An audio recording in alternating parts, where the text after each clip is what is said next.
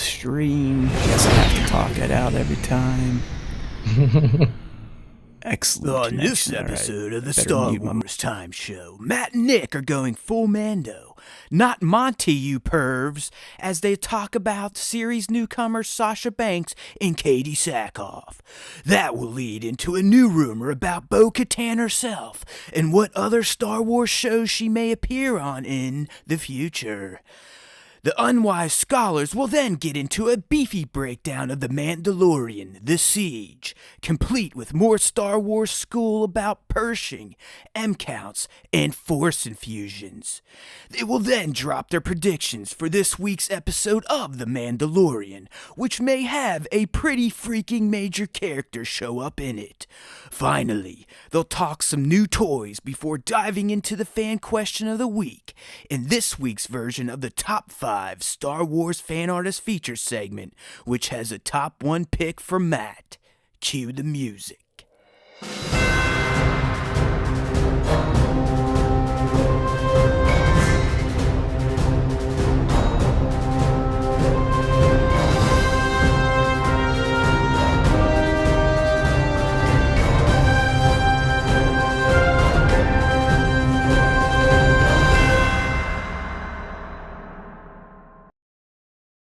Hey now, everybody! I gotta get better at that transition from the end of the intro into showing our beautiful, stupid-looking faces, because there's a little bit of a delay, there's a little lag there, and it just makes us look unprofessional, which we all know we are, so who gives a shit, I guess, in the end. It really doesn't fucking matter.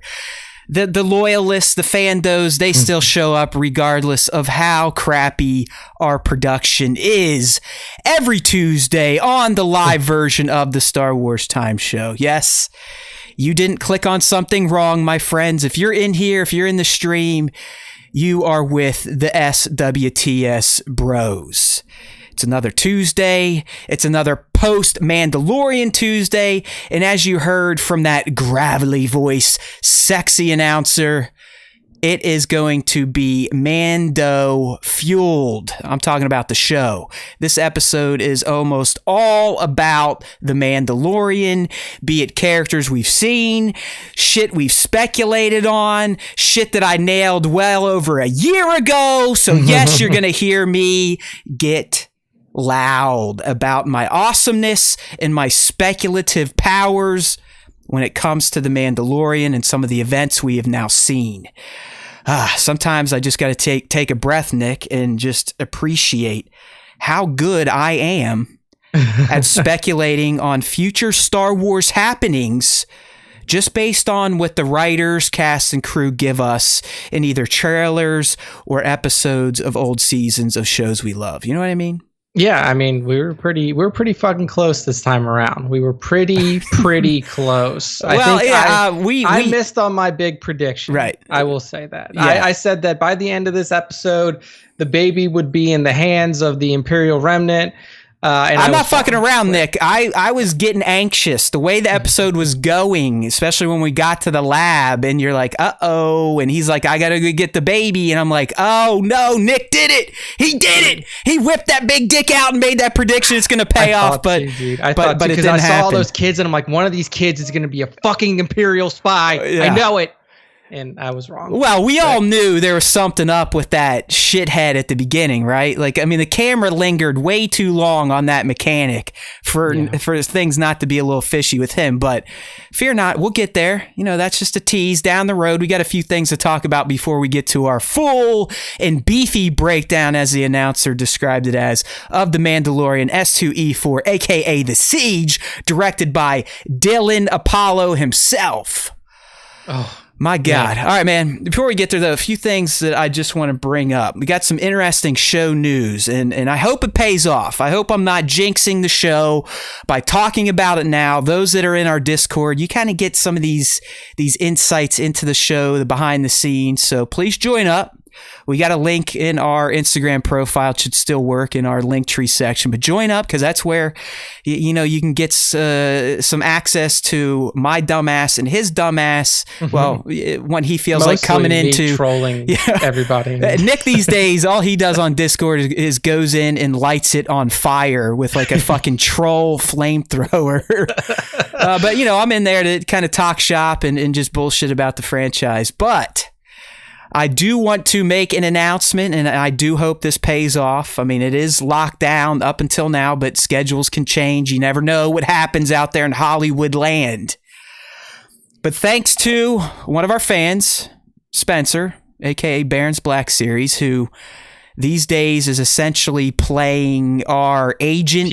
PR person. He's our PR person. He does this in between working as a special needs teacher.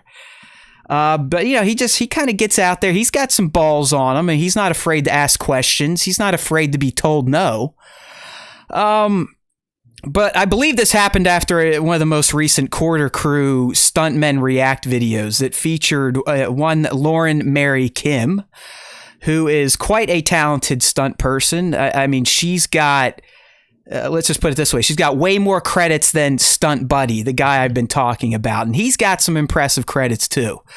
But this young lady, I'm talking AAA video games, Netflix, Marvel, fucking Star Wars, animated and live action. Yeah, this is what makes her better than Stunt Buddy, just in itself. Yeah, she actually worked on Star Wars. She didn't have a kid to get out of it. Thank you. Come on. Thank you, Nick, for clearing that up. You are right. So she has surpassed him in my eyes in terms of accomplishments. But anyways, Spencer, I believe, after watching that video, took interest in Lauren's career and just being the guy he is and being an SWTS fando. He's like, hey, would you ever talk to these two jerk-offs? And, you could tell in the chat she probably had to think about it. She's like, sure, why the fuck not? Slid the email. I then took the ball, or took the reins from Spencer, if you will. Reached out to her. I didn't hear anything. And then last week, right at the end of the show, her publicist popped on. And this guy Hussein's like, hey man, hit me up when you're done. And so I reached out through Instagram and just kind of explained who we were, what we do, how dumb we were, how low of a following we have. I mean, I'm not blowing smoke up anyone's asses. And honestly, this is why you motherfuckers need to get us more of a following that people can see via YouTube subscribers or Instagram or Facebook or whatever. Because when you all want me to go out and talk to these people, these big guests to bring on, it's a little fucking embarrassing to be like, hey, we're Star Wars Time Show. We do like 2,000 downloads a month for 4 shows. That's like 500 people. In real life, that is nothing. Nothing. I wouldn't go on a fucking podcast that has that low of a following. You know what I'm talking about? And I'm a nobody. So that's why this is on you motherfuckers. If you want better guests, you better promote this bitch.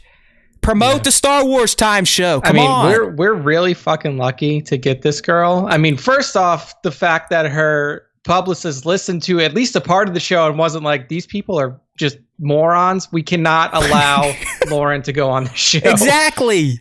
That was one. And then 2, I mean, the credits that she has, she's been in nearly every episode of The Mandalorian. She was in 4 episodes of The Mandalorian, so not nearly all of them, but she was in episode 11, chapter 11, as Sasha Banks' she's Casca. double. She's Casca Reeves. She's Casca Reeves fighting. She was the armorer stunt double in the last episode of season 1. She did the stunt previs for the Gunslinger chapter 5. Yeah, she doubled Fennec Shand. Fennec Shand, yeah. And then she was also in episode 4 of season 1. Oh, and by the way, she's fucking Ahsoka Tano in the Siege of Mandalore fighting Darth Maul. Okay? Yeah. So there you go. That is the caliber of guest that I have locked down. Hopefully she's going to come on the show December 29th. It is not going to be live. She did not want to do a live stream, and I do not blame her. I don't like you people either. I just let you in here to hang out with us. So I will be doing it separately before Nick and I do the live stream that day. So I'll be getting up and doing it with her. She's going to be out west. I'll get that lockdown recorded, hopefully. And then the day after, when we put out the audio version only of the Star Wars Time Show, I hope to also drop that interview. So I said, we still need the day to come and we need her to show up. I don't think she's going to purposely blow us off, but I could also see as it gets closer, she's on a vacation. She's like, fuck December this. 29th, I got to get up and talk to these dickheads. Oh, I'm sick, Matt, sorry, we'll have to reschedule. But I don't think that's going to happen. So yeah, I mean, it's a big get for us, and I am really happy that somebody of her caliber would decide to come on the show. It's only going to be Matt doing the interview. Eventually, we may do like a Howard Robin style interview if we can find somebody who is more, I don't want to say like somebody who we're a little bit familiar with. Well, Nick, I actually, a little bit more fun. That's going to be my next announcement because Spencer, he never rests. All right. Yeah. He never rests. I mean, he's always trying to hustle shit for himself and get free stuff. But he's also looking out for the Star Wars Time Show because he has a candidate to come on the show, and I think it would be a great one your first one. And it's one of the creators from GTP Toys, the people that make the Space Walls and that made that Tantive 4 112 scale playset that we have talked about. Which, by the way, if you still haven't pre-ordered yet and you've been thinking about it, please hit them up. All right. Apparently, they're not doing so hot on this project. And if this one doesn't hit their magic number, GTP Toys is essentially dead. Going under. Yeah, I mean, because this was basically Lucasfilm like giving them an olive branch and saying like, hey, we will officially sponsor you for this. I know you've been doing this crap without our blessing for a while. But if this, like Matt said, if this doesn't do well, then things can be rough. I still need to reach out. I believe his name is Michael, but Spencer, he's got the ball rolling. But I think that'd be a good one to just have on the regular Star Wars Time Show. Maybe I might have to build a new OBS setup, but just bring him in for a segment, and then when he's done, we'll just kick him off the screen, and Nick and I will continue on. But I want Nick in some of these too. It's just some of these ones where we're dealing with, I guess we could say celebrity at this point, or that have the Hollywood cred.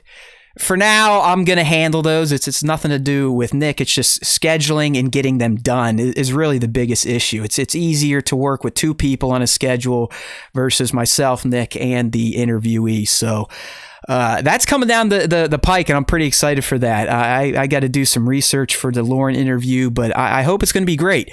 And if you do listen to my man Stern, that's kind of how I'm going to do my interviews. Obviously not getting in, not that he even does it anymore, but into the sexy time stuff. Mm-hmm. But it's going to be kind of a breakdown of who she is, where she came from, why she got in the stunts, influences, and then obviously lots of Star Wars talk just based on her experience with the franchise. You just need to be like, do you know Eric? Do you know my boy? If you do, can you beat him up for me? Yeah. Well, I mean, they do know each other, but I don't know how far I'm going to go into that because I never know what my guy does out there in the wild. So sometimes he's an asshole. I hate him. Well, the stunt community, at least what I've been exposed to, they're like the mafia out there in Hollywood. They literally have gangs. My buddy, he initially was in Action Factory. Then he dropped out of that. There's 1,000 Pounds. There's like the Wolf Pack.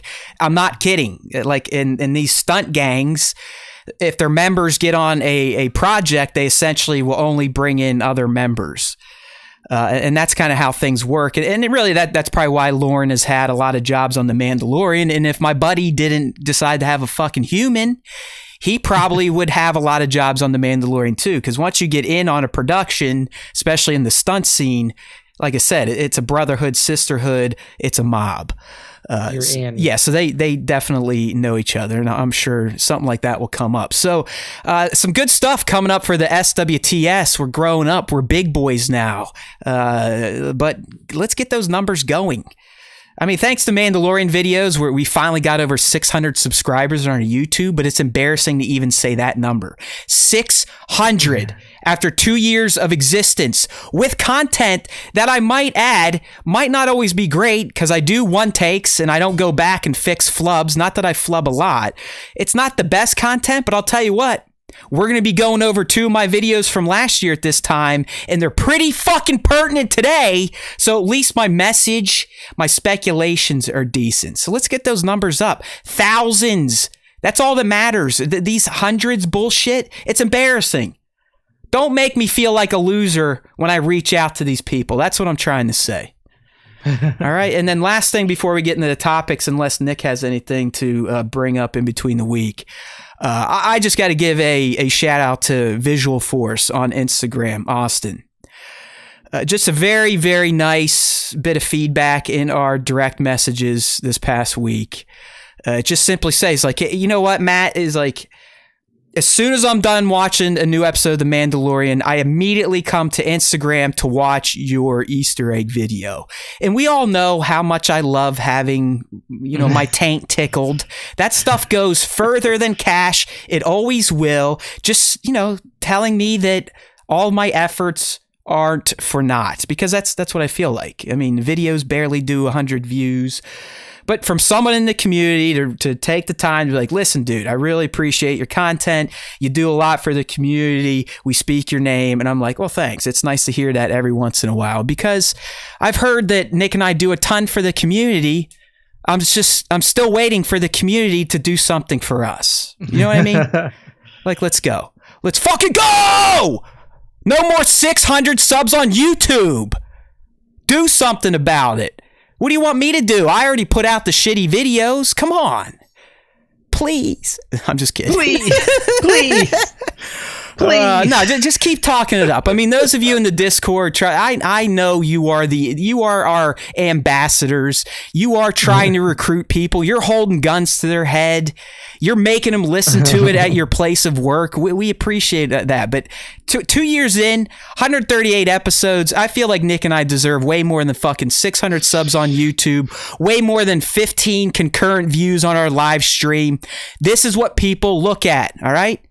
I feel like a loser for it. Nick doesn't. He's not like me. He's not the narcissist. But I'm telling you, if you want better guests on the show, it's very hard to reach out to them and go, you want to talk to us? No one listens to us, but do you want to talk to us? Like if we reached out to Dave Filoni, he would be like... That's what he would do. That was my impression of Filoni. Like that right there, what you just heard, that laugh, that was him opening the email from Matt Haywood.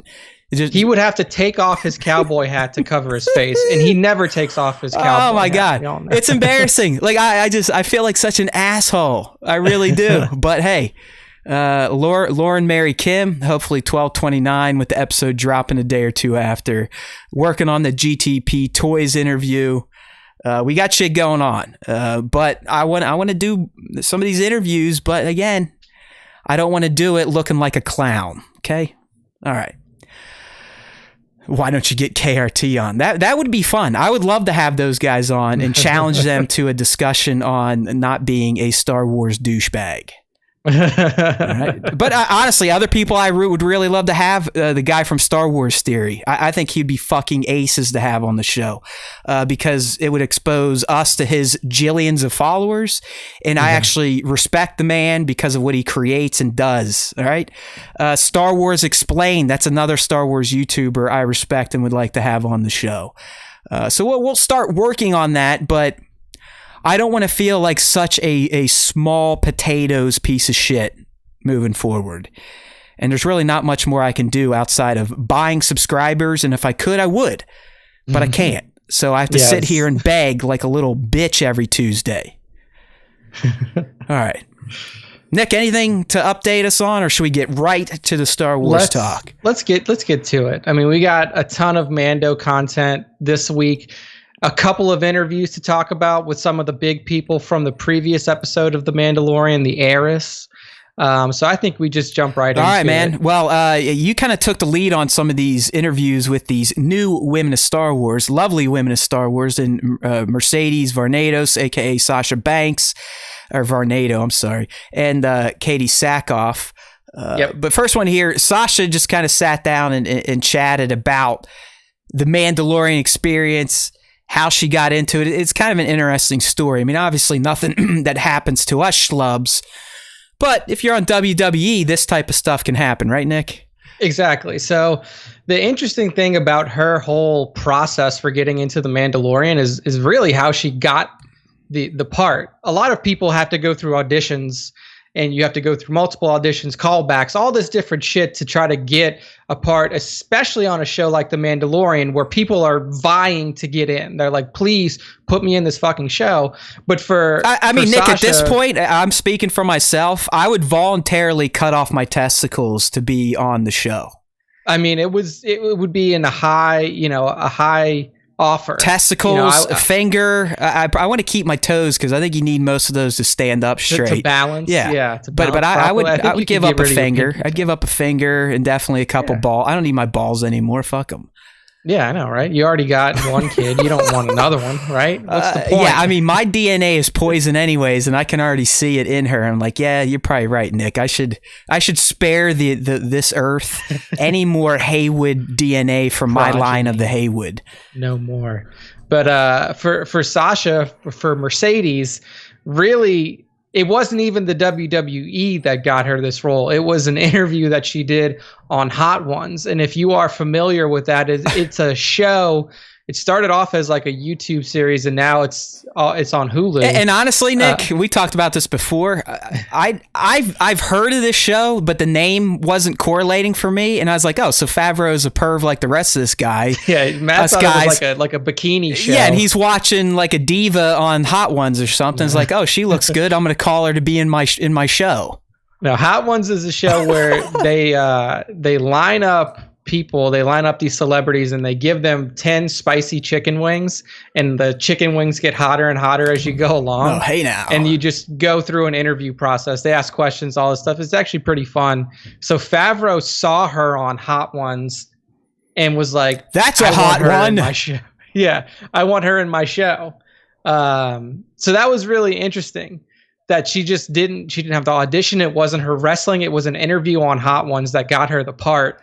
And you know, they talked a lot about how this compared to stepping into the ring for the first time and everything like that. So I will read real quick before that, Nick. How do you I mean, she almost ran into a situation that my buddy had, where she wasn't even sure if she was going to be able to commit to The Mandalorian because of her wrestling schedule. WWE, you travel a lot. I mean, basically, WWE is a road show. It's like a circus. It's like a circus. I would imagine someone like her is probably on the road 320 out of 365. So now, I guess it depends on how big of a Star Wars fan she was, or like how much she wants to get into acting. Because you got to wonder, like, if it wasn't going to work out, would she have bailed on wrestling to dabble into something as big as Star Wars? I think for somebody like her, I don't know if she had any other acting projects before, or if she was just, WWE Sasha Banks. Right. But I feel like for WWE people, the goal is to like make that jump, is to like get that superstardom level, like The Rock or Cena or Bautista, and then you make that jump into acting, and then you don't have to worry about getting fucking beat up. And they still come back and like getting beat up, because I don't think any of them can get it out of their system. I mean, The Rock makes like $1 trillion. He's the most famous guy on the planet, yet he'll still come in and do some bumps every once in a while just to fucking do it. Yeah, I mean, it's a part of their DNA. It really is. Once you get into it. So I would imagine that she would have gave up the, skipped whatever she was doing for WWE and been like, dude, I'm Mando. Yeah, I gotta do it. I would think so. I mean, and it's tough because, as you said, there's only a few names that make the transition and do it right and don't end up in just nonstop direct to stream or BC type of movies. Yeah. I mean, even mega stars from WWE, like Triple H, Stone Cold Steve Austin. They didn't make it. Kane, I think Kane tried. Undertaker might have tried. They didn't quite make it like Rock, Cena, and Batista. Yeah, it's just it's really hard to make that transition. You have to have not only the physical, presence that all of these people command, but you have to be able to act. And that's one thing that not a lot of these dudes can do. Like, yeah, it's different when you're acting in a ring and you don't really have to talk all that much. But when you get on a screen and you're completely focused on your performance and you're mostly you talking and your ambiance on the stage, it's different. It's a different kind of thing. So I'm glad to see that she made that transition, or she's starting to make that transition. It seems like Casca Reeves is going to be a character that could pop up again. I fucking hope so. Yeah, because I mean, again, like she didn't have all that many lines in this episode. She got more than Axe did. That Simon Cassanitas character. So yeah, and I think that he's like an actual actor. Yes, no, yeah, totally, he is. Simon's, he's kind of been around. See, the one Hollywood. thing I'm going to ask Lauren, was she the one that did the flying leg kick on the sail barge fight, or was that Sasha the wrestler? See, I know, because like that's an interesting one, because there are a lot of stunts that she could probably do herself. Exactly. But they had to bring in a double, so she didn't want to do them all. Maybe she's like the other guy to Lateef, where she's just like a gun girl, like she's just good with guns. Yeah. I mean, I don't know, but like I said, I'm pretty sure Lauren's going to have a gig with Mando for its run. Term. Yep. Yeah. So, but on to the next question that I asked to Mercedes, it was based around like what was the comparison between, stepping on the Mandalorian set for the first time and then getting in the ring for the first time. And I love the quote from John here at the end. It's great. Yeah, it says this is her response. She says it was beyond, not beyond something. It was just beyond. Just like the first time ever seeing a wrestling ring. It's like the first time ever seeing anything, just so magical. I would hate to ruin it like how it looked backstage, but you felt like you were in a different galaxy, in a different world, which is kind of, that's because the volume. Yeah, and we've heard that now even from pro actors. I believe Kenobi. Yeah, Jesus Christ. Ewan. My man Ewan specifically said, like, I'm getting jazzed for this because it's not going to be a circle jerk like the prequels were. I'm actually going to see shit and be able to act off of real environments and real props and locations, so on and so forth. Yeah.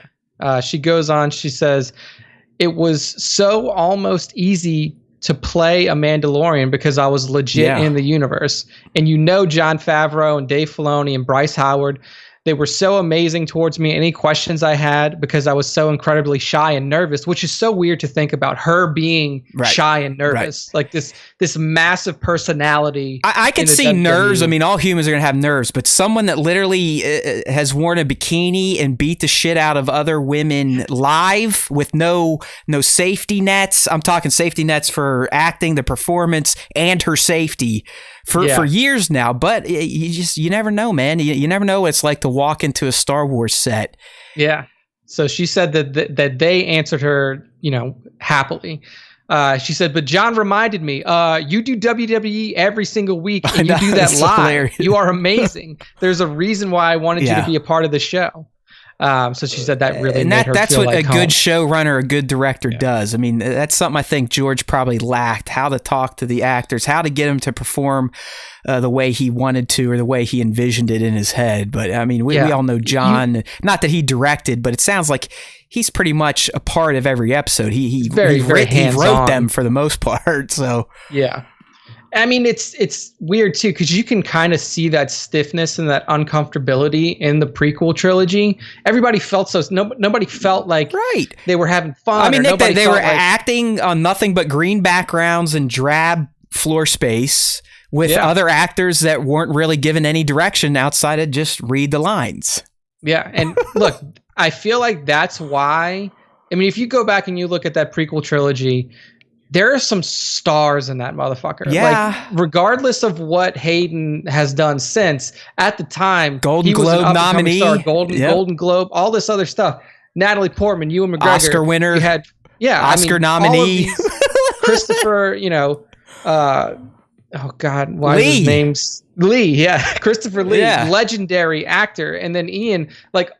He basically hired all these people to act in the prequel trilogy, so he didn't have to do anything. Yeah, he's like, well, I got a bunch of people who I don't even need to give direction to. No, they'll figure it out. They're professionals. Right? Yeah, exactly. He's like, George's like, hey, that's not my job. I'm the director. Yeah. So now you can see that Mando is really trying to build a family type of environment, really bring in people who haven't really acted that much before. Even Gina Carano, yeah, she was in Deadpool, but she didn't really do much. Like taking these people who have who have some sort of, ability to them, and then bringing them into the Mando and turning them into actors and actresses that can perform on the big stage. That's something special. Yeah, it's good stuff. The last thing here, I think it just speaks volumes about who Bryce is as a director, which obviously she learned firsthand through her father.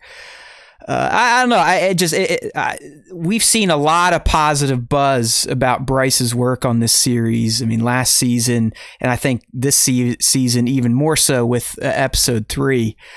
But just listen to what Sasha's saying here about, it's almost like Bryce became a mentor, a friend, a mother-like figure. That might be too far, but it just sounds like Bryce is someone that's fantastic to work with, knows her shit, knows how to deal with the actors. And we're going to, I think, hear more about Bryce and how she worked with Katie in the next topic here. It just sounds like the apple doesn't fall too far from the Howard tree. She can act just like her daddy could act, and now it seems she can also direct a production in a massive franchise and do it well. Yeah. So this is what Mercedes had to say about Bryce. She said, "She really, really guided me and really took me by the hand because, like I said, I was so nervous. She texted me to make sure I was all good. She walked me through everything. If I had any questions, she was there for me. It was so special to see. And I was just really inspired by her and how she treated everybody. She's so down to earth. I brought a lot of her energy into my work because of how incredibly she treated me. And as you see, she's getting so much praise for her work because she is just so special. I mean, it's rare to see a director like that. Oftentimes you hear about directors actually being the opposite of that, where they're like, they don't really want to interact with their actors. It's weird. It's almost like females are better at dealing with humans in general. It's weird. Yeah. I don't know. I mean, it's just one of those weird things. Yeah, it's like you're so used to hearing like fucking shit about Michael Bay or shit about, all of these other like high-powered directors. Yeah, all they do is yell, scream, and complain. And here we get the female take on it, and they're actually compassionate and try to help their people versus just screaming at them and trying to coax a performance that way. Yeah. It is funny because, women, they always get the rap like, oh my God, how could they do anything important because they get periods? It's like, what are you talking? Like, have you seen what's been going on in this administration and some of the men and the way they throw tantrums on fucking Twitter and shit? And like Nick said, in the movie space, hell, I mean, I know he wasn't a director, but just look up Christian Bale's outbursts on the set. I mean, it's like Terminator Salvation. It's like, what the fuck? Yo, what the You're in my fucking life. I mean, unbelievable behavior. So I don't know. I mean, none of this stuff he was about working with Bryce Dallas Howard on that scene. Probably. So Bryce was probably like, chill the fuck out, dude. Like, nothing surprises me when you hear all this bubbly stuff said about Bryce Dallas Howard. I just envision the Howard family as being genuinely good, down to earth people. Yes, they're American royalty in terms of how much they made and how much they've been on the big screen and the small screen, because we worship actors and actresses here. But I actually think there's someone you could roll in. You're driving along, your car fucking breaks down. You could roll up to their home and they invite you in for the weekend and then pay to fix your car. Yeah, I think so too. I think that's all right, man. So I think you also covered the Katie Sackoff interview, and this was talking to StarWars.com, right? Yes, this was directly on StarWars.com. And it was a long one. I know I kind of asked you to kind of pick it apart and find some of the better quotes. Yeah, I picked out like 3 or 4 quotes. One does talk about Bryce. One talks about kind of the 20 plus years of change for Bo. Right. And then the other 2 are kind of Katie, her, like, what she does, how she brought the energy of Bo from the ADR booth to the live action screen. So really, the first one that kind of live stream we just got Gingers with Soul in describing the Howards, and I think that is Gingers with Soul. Yeah, that's that's perfect there. Good job. There we go. And Big Amish, yes, there's no problem in wanting to donate some of your body parts to be a part of Star Wars. I established that earlier. I'm ready to give up some testicles and fingers. Yeah, sometimes you got to do what you got to do. So this first one actually touches on something that we talked about last week. We assumed that, basically going from being Bo-Katan in 2 animated series to being Bo-Katan in live action. And didn't Action Figure Noob bring this up? That he found that it seemed like Katie was over enunciating. Yeah, like her face was very deliberate. Right, and she kind of describes right here, like, yeah, she was almost trying to voice act the live action version of Bo. Yeah, so this is what she said about the transition. She says, I think the main thing is I truly thought that having voiced her for over a decade would help me, and it actually sort of hurt a little bit in the beginning. While it gave me a tremendous understanding for who she was as a person, it didn't help me figure out her physicality. It didn't help me figure out the way her face moved or the way she walked. I had seen the way she moved, but it was in animation. And so to translate that in a way that didn't look cartoonish was actually harder than I thought it would be. So we never really think about that. Like, you're so used to just sitting in a booth and giving life to the character through your voice that matching the voice to the actual physical presence and the motion of the character can sometimes be a little disorienting. And like you said, Matt, and like Action Figure Noob said, when you're in an ADR booth, like, you're doing things yourself just to hype yourself up, to get yourself in the mood that the character's supposed to be in. So sometimes these like outlandish movements or these big facial expressions that you're doing in the booth don't necessarily translate over to the personality of the character. It just helps you give life to the lines that you're saying. I mean, you guys should see my stupid face when I record those horrendous intros. Like this week, Nick, you have to listen to it. I committed the whole time to talking like this. And you can even see me right now in the live stream. Like, my eyes automatically get real wide. And like, I bounce up and down anyways. Like, I already have fucking Parkinson's disease, but I really get going when I'm talking. I'm sure those that have watched the live stream notice. But yeah, you do. When I'm sitting here reading my scripts, because this is about as animated as you'll ever get in Matt Haywood. For the most part, I'm like, I don't talk. I really don't. This is the most active animated you'll ever see me if I'm not delivering a lecture for my real job. Otherwise, I'm pretty fucking docile, if you will, unless I'm angry at my toys or something. Yeah, I'm pretty quiet, but anytime I'm reading one of my scripts or doing my egg videos, I have to try to drum it up and add some inflection to your voice and really get into it, because that's what we've been trained to listen to when we hear anything on TV or the radio. Yeah, I mean, that's the hardest part about doing this podcast. I'm usually pretty fucking monotone, and I feel like I'm still pretty monotone on the podcast. So putting inflection in my voice is difficult. That's a lot of times why I'm yelling and shit. It's just to change up my delivery, which is usually like this, because I don't like talking to people in general, so I just want to get the fuck away from them. Yeah, and I can only imagine what it's like when you're in a booth, when you are tasked with taking on this character. Basically, all you see is like, you see what's happening in the animation above you, or sometimes you don't. Sometimes you don't even see the animation. They literally just tell you, like, okay, in this scene, your character is walking down a hallway and somebody jumps out from the side and you're about to start a fight.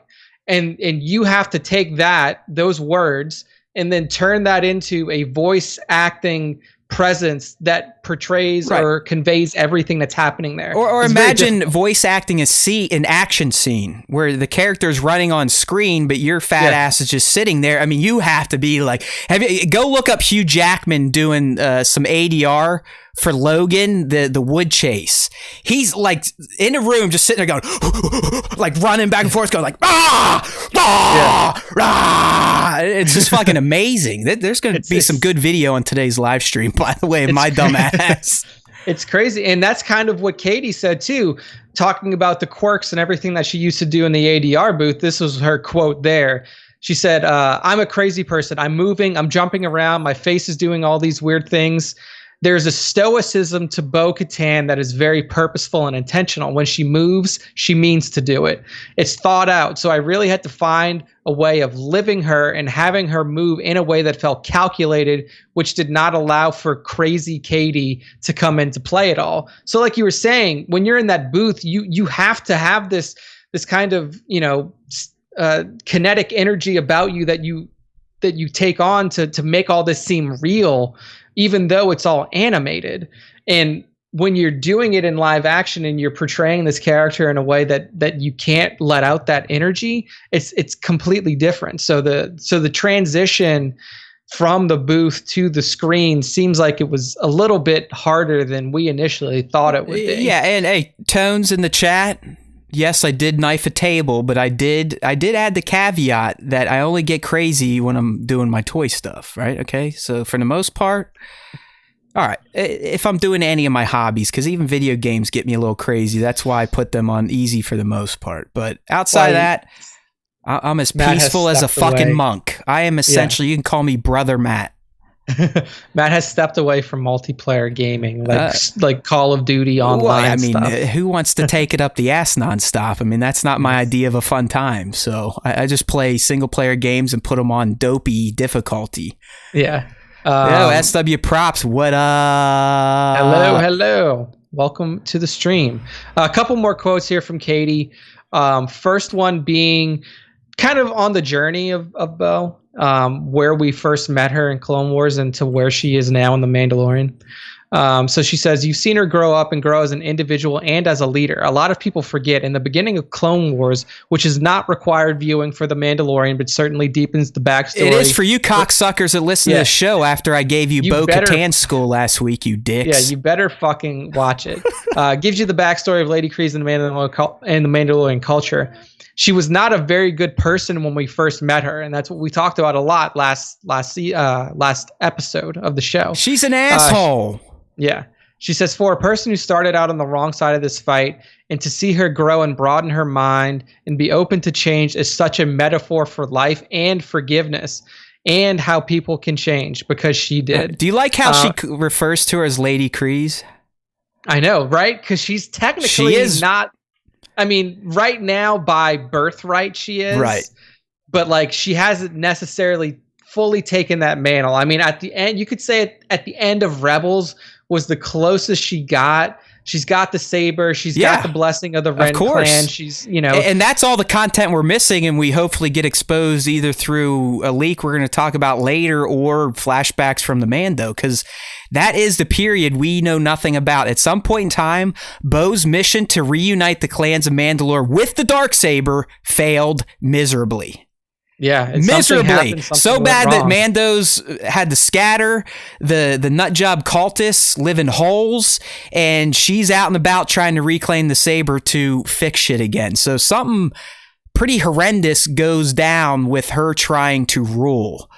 Yeah, I mean, and that's probably why she's even different when we see her in episode 3. I mean, you gotta understand, last time we saw her in Rebels, things were kind of on the up and up. She had some hope. She was gifted the Darksaber. She was told to rule. People were ready. The loyalists like, oh yes, let's do it. Lady Kryze, blah, blah, blah. And she goes back to Mandalore, and it just goes to shit. Yeah, something happens. Something goes to shit big time. Yeah, we have the Great Purge on her watch. She loses the Darksaber to a schmo, and the Mandalorian culture is essentially further split between modern takes on their warrior ways and the nuts, such as the Children of the Watch. Yeah, so we'll see what happens there. Brando just said, I like this. YouTube while driving, shit's about to get real. All right, well, don't die on our accord, but if you are going to watch the show while driving, I recommend putting it on your phone, turn your phone landscape, and then holding it in the middle of your steering wheel like that. Yeah, or if you have one of those little holders, just don't fucking kill yourself. Yeah, seriously. That's all I have a feeling we're going to get fucking like a wrongful death lawsuit now. Yeah. Last quote here from Katie, and this was really just on how it was working with Bryce and Mercedes and the crew for the Heiress episode. She said, "What I find so empowering about being around strong women is that the strongest women are also the most humble. And I find that with Mercedes and also with Bryce, they're just so kind and so great to be around. When I first found out that Bryce, was directing this episode, I couldn't have been more excited. I've been a fan of her for a very long time as a performer, but then also as a director. And seeing the voice that she is developing for herself in this industry as a director and as a teacher is really important. One of the great things about Bryce is that she knows that she doesn't know everything. So not only is she there leading you and teaching you, but she's learning at the same time. And that's what makes a great leader. She's such a great director. There you go. And she's such an actress director. It's pretty much we got from Sasha too. So you know that this isn't like collusion. This is just honest feedback. Yeah. I mean, to have basically the newest member of the Star Wars universe in Casca Reeves, aka Mercedes Varnado, come in and say this, but then also have somebody who's worked with, I mean, Dave Filoni and probably George Lucas to a degree. Yeah. Come out and say this about she's Bryce an actor's director. That's the key word right important. there. Yeah, I would say that is an important thing. There's a lot of people who are, who are studio directors, right, who are really more concerned about making the studio happy or making the producers happy. The maker, our beloved Georgie boy, he is not what I'd call an actor's director. He's just the guy. Right? Yeah. He's there. He is the genius that came up with all this shit. That's fine. Like, you've done enough, George. Don't worry about trying to coach these actors. Okay. Yes. Next up, we got a couple of rumors to hit on.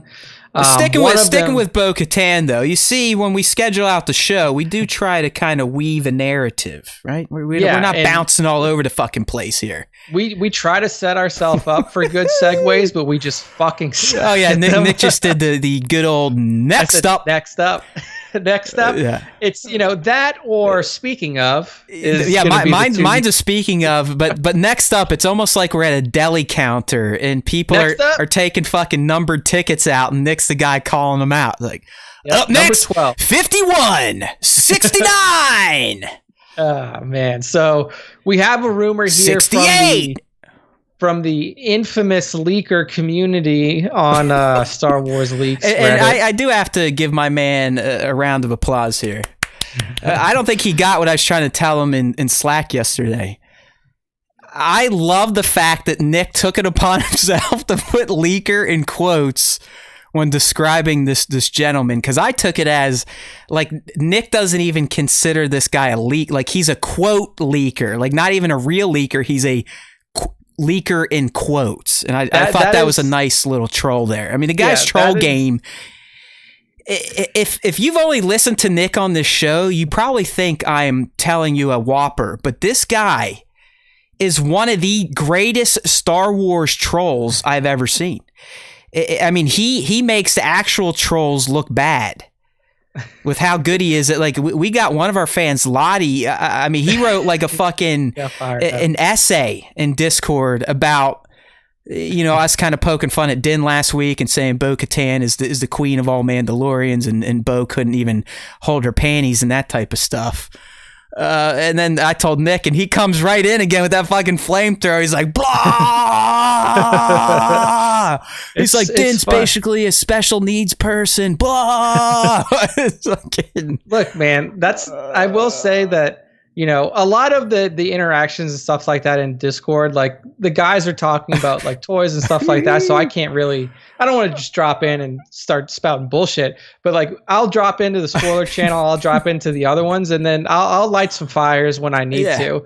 But it's like, it's fun when it's a community of people that we know and that we're familiar with, and I listen to our content. I'm not going to go out on the internet just like as a rando and start trolling. I mean, you're not like a full-on cellar-dwelling knuckle dragger that just does this to get your rocks off. You're doing it just to antagonize our I like to super fans. The fan base.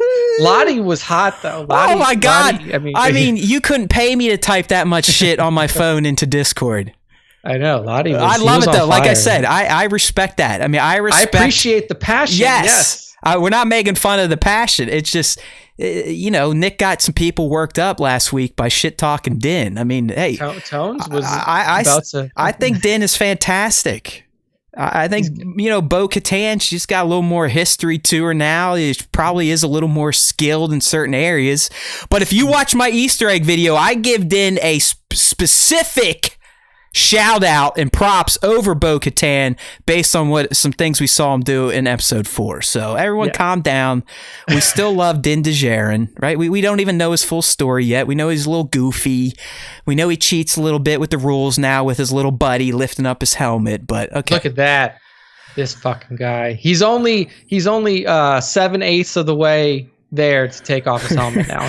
We've seen part of his chin, so he's only got anyways, but back to this, we got a Bo-Katan rumor for you, and Jordan Mazin. Like I don't think he's as bad as the KRT guys. I know sometimes they'll kind of use him as a crutch. Like I think Jordan also agreed with us, but I don't necessarily have as big of an issue with this guy leaking as I do the KRT boys. And honestly, the KRT boys have disappeared from Reddit. I don't know if their minions have just stopped promoting them there or if the mods over there were finally like, all right, fuck these guys. I think that hopefully they just kept to their word and they're like, because they said one time, if we're wrong on this, we will never post something again. Right. And they were wrong. Okay, good. Maybe they just fucking shut it down. But this guy, I think he's hit here or there. But honestly, what he's selling, Nick, isn't something that I would scoff at. I mean, I could totally see this being the case, especially knowing what we know now about the character of Bo-Katan and how she has been further immortalized in the franchise by bringing her over to live action. And I swear to God, I don't know if it was a Star Wars article. There was an article last week with Katie where she said, listen, Bo-Katan and that whole side plot is going to be huge for the future of The Mandalorian and future events. I don't know if that's this season or moving forward, but the way she said the quote, she was implying that Bo-Katan is going to be major in terms of how the story plays out in The Mandalorian. Yeah. No, I mean, it makes complete and total sense. Yeah, so a leak like this, I'm like, yeah, sure, it makes sense. Give us some more of the character, right? Because they're saying we're going to see Bo-Katan popping up in the Bad Batch series. Yeah. Which timeline-wise would allow us to see... You would have to kind of get deep, though. Right. Like, it depends if the Bad Batch essentially picks up right off of Clone Wars, and we're talking, then you have to get pretty far into it before you get to the point where we want to see, which is post her getting the Darksaber. Well, I don't think we can do that then, because we're looking at almost 18 years past the end of the Clone Wars, right? Because she gets the Darksaber a little bit before the Battle of Yavin. I mean, yeah, exactly. So I what I'm thinking, Nick, and you can go next here, is if she is in it, we're going to see more of the severely broken Bo, because it would be directly or shortly after she enabled Maul to take over. Maul's back on Maul would be vanquished at this point. It would be right after the siege it would essentially it would probably pick up not too long after episode 11, because that's the last time we see Bo. She wasn't in 12 at all, and it would deal with her trying to root out the rest of Maul's bullshit from Mandalore. But then you could potentially also, I don't think we'd see it, but this is what I envision she'd be doing. She would be probably starting her work in organizing Clan Kryze, working with Clan Ren and some of the other not batshit crazy clans to get back to some sort of normal Mandalore, albeit before the Empire takes root and starts to fuck with the clans again because of Gar Saxon and his clan and what they want to do, and the Vizslas, and the other thing. That's what makes this interesting to see how it plays out, because you don't really have all that much time before, like, from the Siege of Mandalore, where you assume that Bo-Katan is now in a place to take over Mandalore as the planet and stuff like that, to when Imperial reign under Gar Saxon and the Imperial Super Commandos takes over. Could take place immediately because just because the Clone Wars ended, all that meant was so did the Republic and the rise of the Empire begins. Exactly. So I think you're right. I mean, it could almost be directly. Gar is rolling right out of his role as being Maul's lieutenant into welcoming the Imperials who inevitably are going to show up. Yeah, so it could be interesting to see, like, what is her interaction with the Bad Batch? Does she try to get in touch with them to help her overthrow the Imperial government that's now in place on Mandalore after Order 66 went off or something like that? But it's like she has a long story, even between end of Clone Wars to where we see her again in Rebels. Like, there's still a lot to cover there. I mean, you're a decade at minimum. Yeah, and then even after that, like even after we get to Rebels, like the most important shit that is pertinent to what we're seeing in Mando now is post Rebels, like post her getting the Darksaber. What and failed? Why did she fail? What went wrong when she left Sabine in our Rebels in I believe episode 1 or 2 of season 4? Yep. And where we're at now in The Mandalorian, where she's running around like a woman possessed to build up arms for her commandos and get her fucking sword back. Yeah, I mean, if that's the case, and they really do want to lean on Bo-Katan as a catalyst and as a storyteller that gives context to the Mandalorian, then Katie's going to be fucking busy. Yeah. Whether it's with voiceover stuff through Bad Batch and then whatever comes after Bad Batch. She's locked in. Like she's got herself a nice little payday. Residuals will be coming in for decades thanks to the work on the Mandalorian and all the animated Star Wars. And I don't see this character going anywhere fast, especially where I think things are starting to funnel here. And really, Bo, we know she's made it. I mean, Ahsoka at this point is a done deal. We should be seeing her this Friday. There are anchor points to the animated universe and making it as legit as possible by crossing them over to live action for all you pussy-ass casual fans that can't take the time or effort to watch something that isn't just your vision of what Star Wars should be. Yeah. And the animated stuff, come on, guys. It's great. I mean, it's very possible. So this, I mean, I kind of shit on it. And as I say with all of these leaks, like it's a leak. It's not true until we hear it from somebody. Of course, that's why we throw the rumor up there. We're not clickbait fucks. Yeah. So, I mean, it would kind of make sense, but it also, given the timeline of the Bad Batch, it wouldn't give us the information that we need to directly tie to Mando yet. Like you would have, like Matt said, you would have to go like 18 years forward to get to the pertinent input. It would still be good information for the character, see more growth, see what ultimate. I know, I mean, obviously watching her sister get murdered kind of helped her snap out of it a little bit.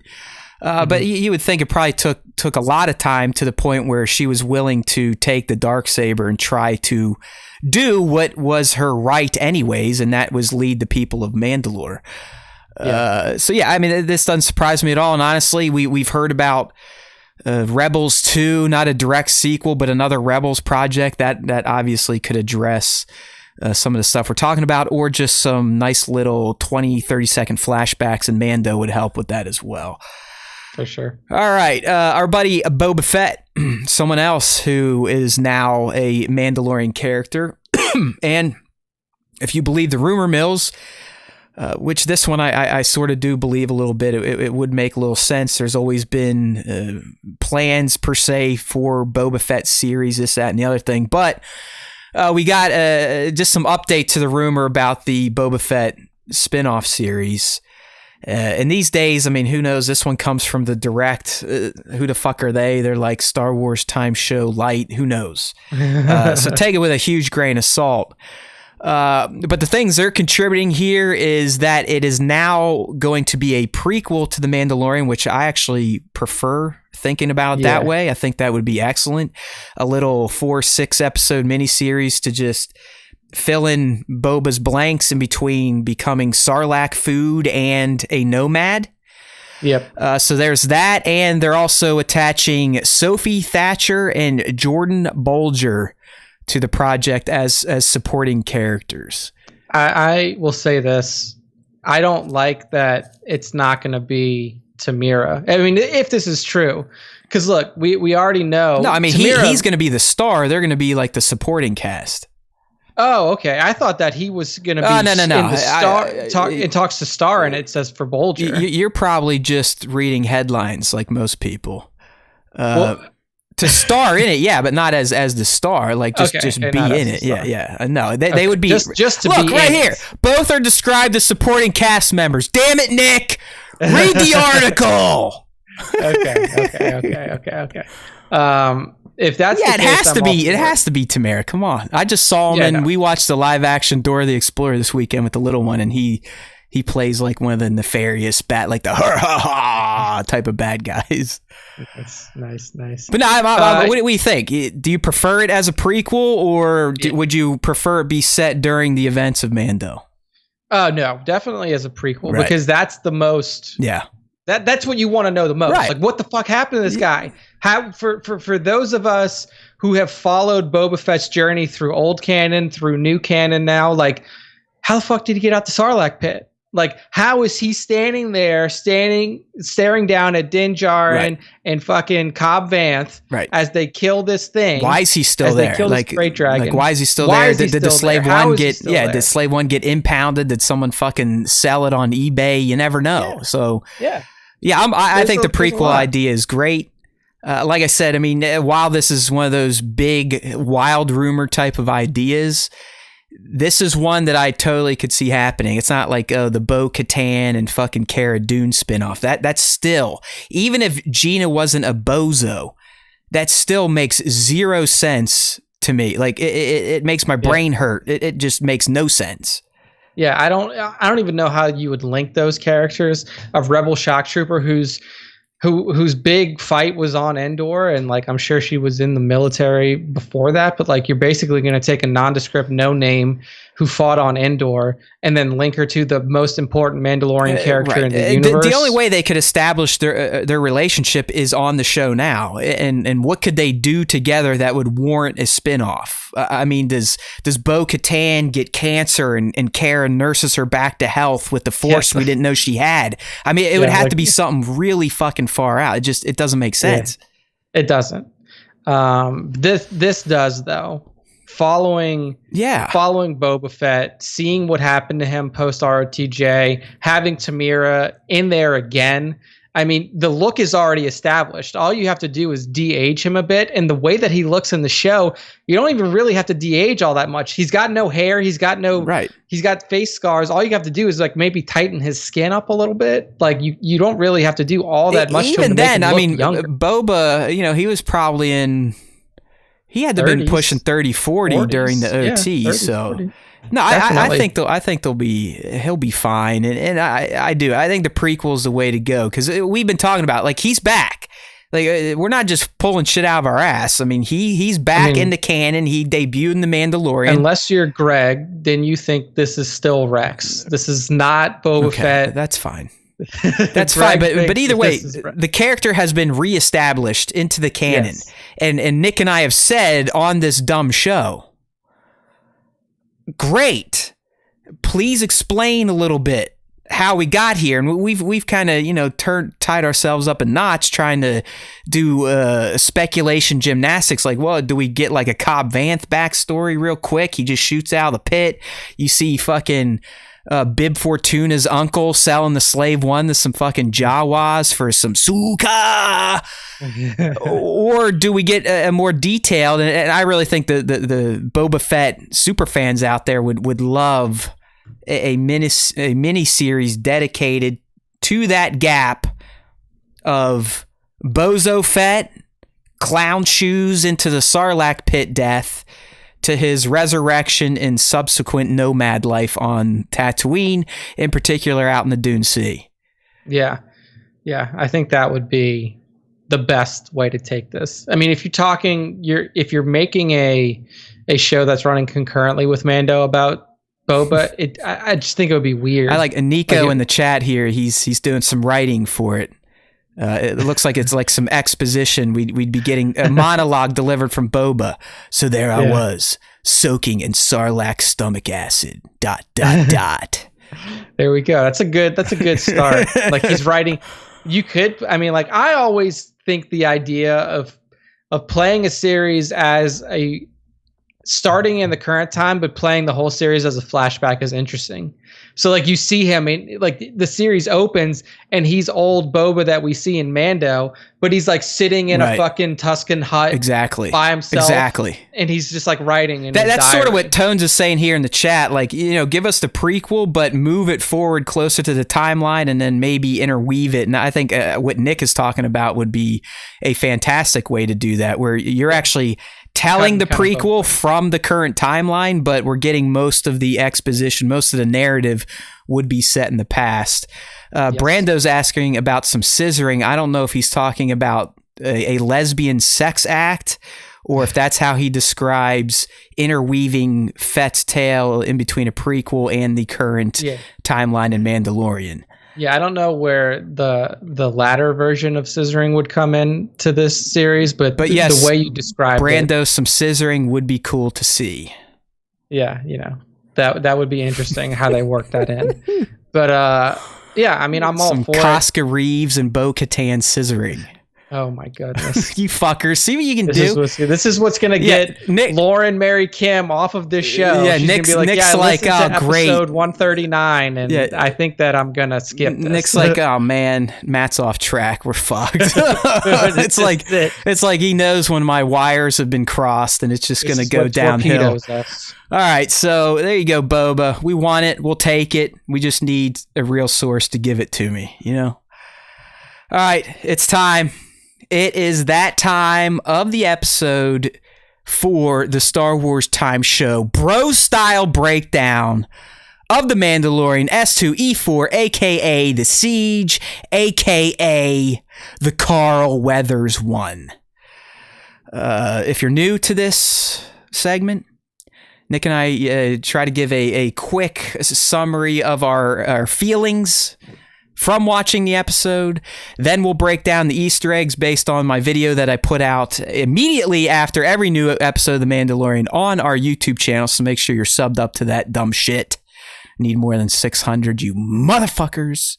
And then we'll just kind of talk about best moments and whatever else comes up. But after this one, depending on how much I talk about some of the theories I had last year about Pershing, Gideon, Baby Yoda blood, we're going to go back to Star Wars School to kind of catch you up on that stuff. We'll talk about the M counts, Force Infusions, and then we'll drop some predictions for S2E5, aka, spoiler alert, the Jedi. All right, Nick, so just general reception of this episode, I'll be honest with you. And so far, only the intern has concurred on my feeling about this episode. But from start to finish, I felt like something was off in The Siege. Yeah, it didn't seem like it fit or flowed with the previous episodes. I don't know if I can accredit that to Gina being a dope and just kind of breaking the fourth wall for me now, where all I see is Gina and not Cara Dune, or the way Carl directed the episode, which I think was a little 80s, 90s action movie-esque. Not saying that's a bad thing, but something about this episode just didn't flow for me. Now, that doesn't mean I'm going to be like you angry assholes with episode 2 is like, oh, fucking filler. I'm canceling my Disney Plus account. Bleh. It was fun. There was some great stuff in it. We finally got a little more insights into what the fuck's going on with the baby. But it didn't feel like an episode of The Mandalorian for the most part to me. So that was my general take. Yeah, it's interesting you mentioned that to me. I mean, I didn't get that feeling from it, but I can see where you're coming from, because essentially it like starts off as an episode of The Mandalorian. You know, he gets there. He's like, hey, guys, I got to do that. I need some repairs. I need to get to Corvus to get to this Jedi. And they're like, yeah, sure, no problem. But hey, we need you to just break into this place and help us blow it up. And it does kind of turn into like this sabotage mission that you've really never seen before. Like Din has never been, I mean, aside from like Bryce's episode in season 1, like Din has never been literally just like pulled off of his mission on purpose to say like, hey, yeah, you have stuff to do, but like, let's do this instead. Right. And I guess that could be a little bit of where you're getting it from. I mean, honestly, like, I think it's the Gina shit. And that's just something I'm gonna have to get over. It is what it is. I mean, she's playing a character, but it just, people that are that dumb in real life, for me, it now ruins who they are in fake life. It just does. Yeah. Like you look at her, you just want to go, you're not that great of an actor. We gave you a pass last season because it was a good character, the physicality of the character. But now I just look at her and all I see is that stupid Twitter feed and I'm going to Parlor. And anyone that says they're going to Parlor, right there, they're off. Like there's something wrong with them. It's definitely harder to have that like, willing suspense of disbelief between an actor. It's a me problem because I mean, we're talking about fake shit, but it's hard with this girl. Between like a physical portrayal of an actress and her real life persona, and say like I always bring up the biggest one to me that everybody can just willingly like. No, it doesn't exist. Is Michael Jackson? Michael Jackson is a detestable human being. Mel Gibson, that's another like actor that I have a hard time looking at his shit now, just based on all his voice clips and how anti-Semitic and racist he is. It's like, dude. But like Michael Jackson is like the perfect example of like a majority of the population just being able to say like over that shit. Yeah, like his shit didn't exist. His music is amazing. But like I agree, because like when you first mentioned that to me, you were like, I think, I don't know if it's Gina or what. And I told her, I was like, I think it's Gina, man, because like I watched it and I didn't really get that feeling. There were definitely some like Carl flares in it that you can tell. Like he's directing this from a point of being an action hero. I know. It was definitely the cuts and just the action segments were correct. And all you sensitive types in the live stream right now, when did I ever say I didn't like this episode? I just said it didn't flow like the others for me. Where does not like come into play there? You motherfuckers! Listen to what I say! Don't infer shit. Just because I didn't like the way it flowed didn't mean I hated it. I thought it had some really good points to it. I told you during episode 2, you're never going to hear the words hate, bad, annoying, filler come out of my mouth about this series. For Christ's sakes. We don't all have to be homers 100% of the time with Star Wars, my friends. Yeah.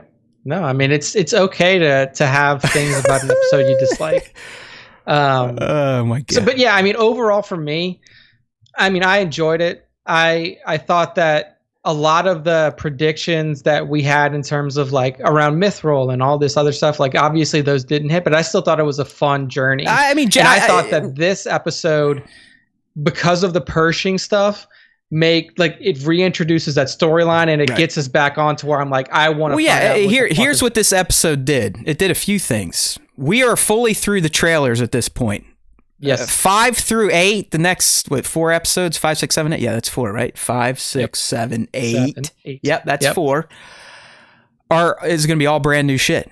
We have no idea what's coming outside of a potential massive major character showing up in 5 being Ahsoka. So it did that. I think it's also finally going to break the narrative arc that every episode has had now, which is I need something from you, and you're not going to give it to me until I do something for you. And that's happened in episode 1, 2, 3, and now 4. That's going to go away. I mean, at this point, we're in brand new territory. He has to be on his way to Corvus, to the city of Caladan. You would think this is Dave's episode. It's title leaked. It's called The Jedi, which is odd if you know your Ahsoka lore. Doesn't really play out unless they're just going with, Din only knows Force users as Jedi. As Nick said, Din thinks she's a Jedi. He's the bunker boy, so he just knows Jedi, Force, like that. So yeah, it was a good episode. Just because it didn't flow for me like others, it's okay. I still enjoyed it. All right, Nick, Let's just kind of go through some of the eggs, see if I remember some of them. The baby is always going to pop up. There's some people. The intern, in fact, is over the baby at this point. He wants the child to die. Yeah, he wants to kill the baby himself. And I don't get that. I'm like, bro, it ain't happening. I mean, the child is an ATM for LFL. Cash cow. You know what I mean? Like, it is a license to print money for Lucasfilm licensing. So the child isn't going anywhere. Now, I still think it is going to get kidnapped, and that could be coming up right here in this episode we're going to watch on Friday.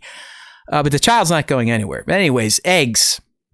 We got to call back to the infamous memeable Super Bowl moment in this episode, but now he got to do one with Daddy.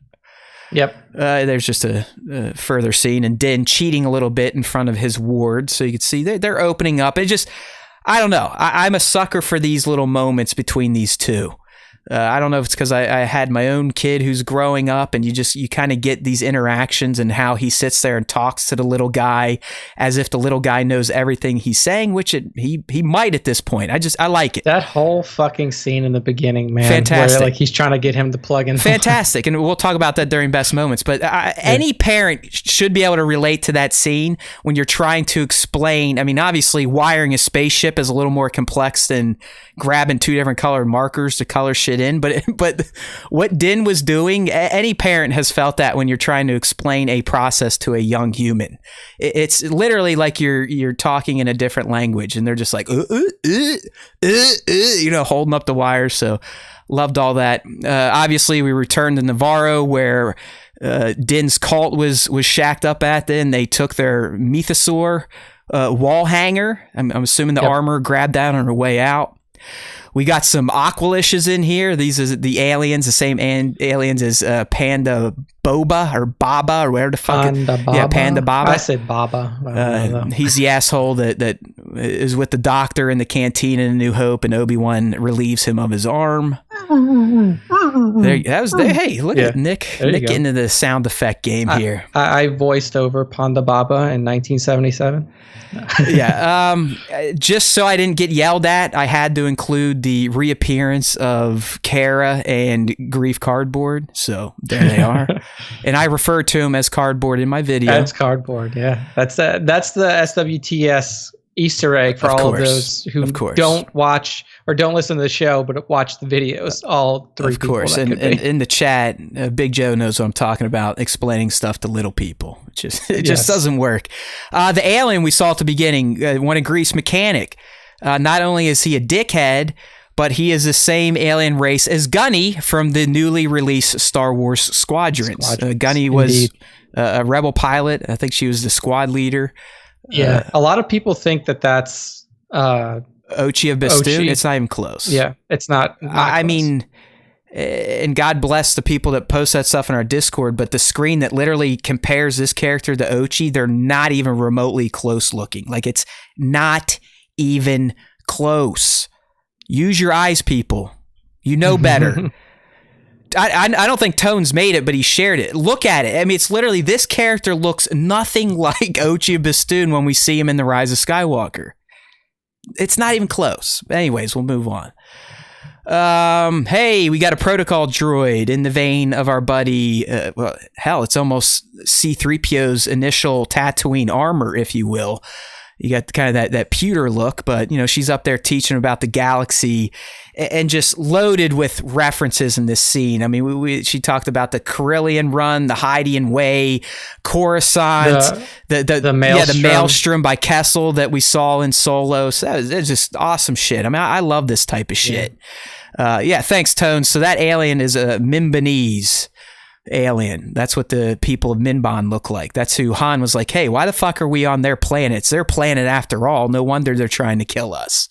Yeah, and then Ochi does not have a species associated with him. And he also doesn't fucking look like that. Like, it doesn't look like that. I mean, I get reaching, I reach all the time, but come on now. And yeah, Tones didn't make it. I'm not shooting the messenger here, but whoever made it is an idiot. Next up, our buddy Mithril returned. And, as Nick said, we were off on this one. I mean, our predictions for 4 not the best. Notice we didn't have a celebration. There was no self-clapping for this episode. We missed on the big one. You know, Nick put his balls out there and they got chopped off, unfortunately. Hey, you know, but sometimes that happens. We lightly hit on it. I think our biggest miss was that they weren't going to the base to help Mithril because he was already there. We actually got some good backstory here, and I have a feeling at this point Horatio Sands' Mithril will be a recurring character because he is Grief's accountant. He's kind of a fun character. It is what it is, right? He's more comic relief, if you will. Speaking of the old blue guy, he's got a land speeder, and while it may not look exactly like Luke's land speeder, it does sound exactly like Luke's land speeder. Here is the old Imperial transport that we saw at the end of Season 1. I think it made its first debut in Star Wars Rebels Season 4. And it served as a pretty damn good getaway car in this episode.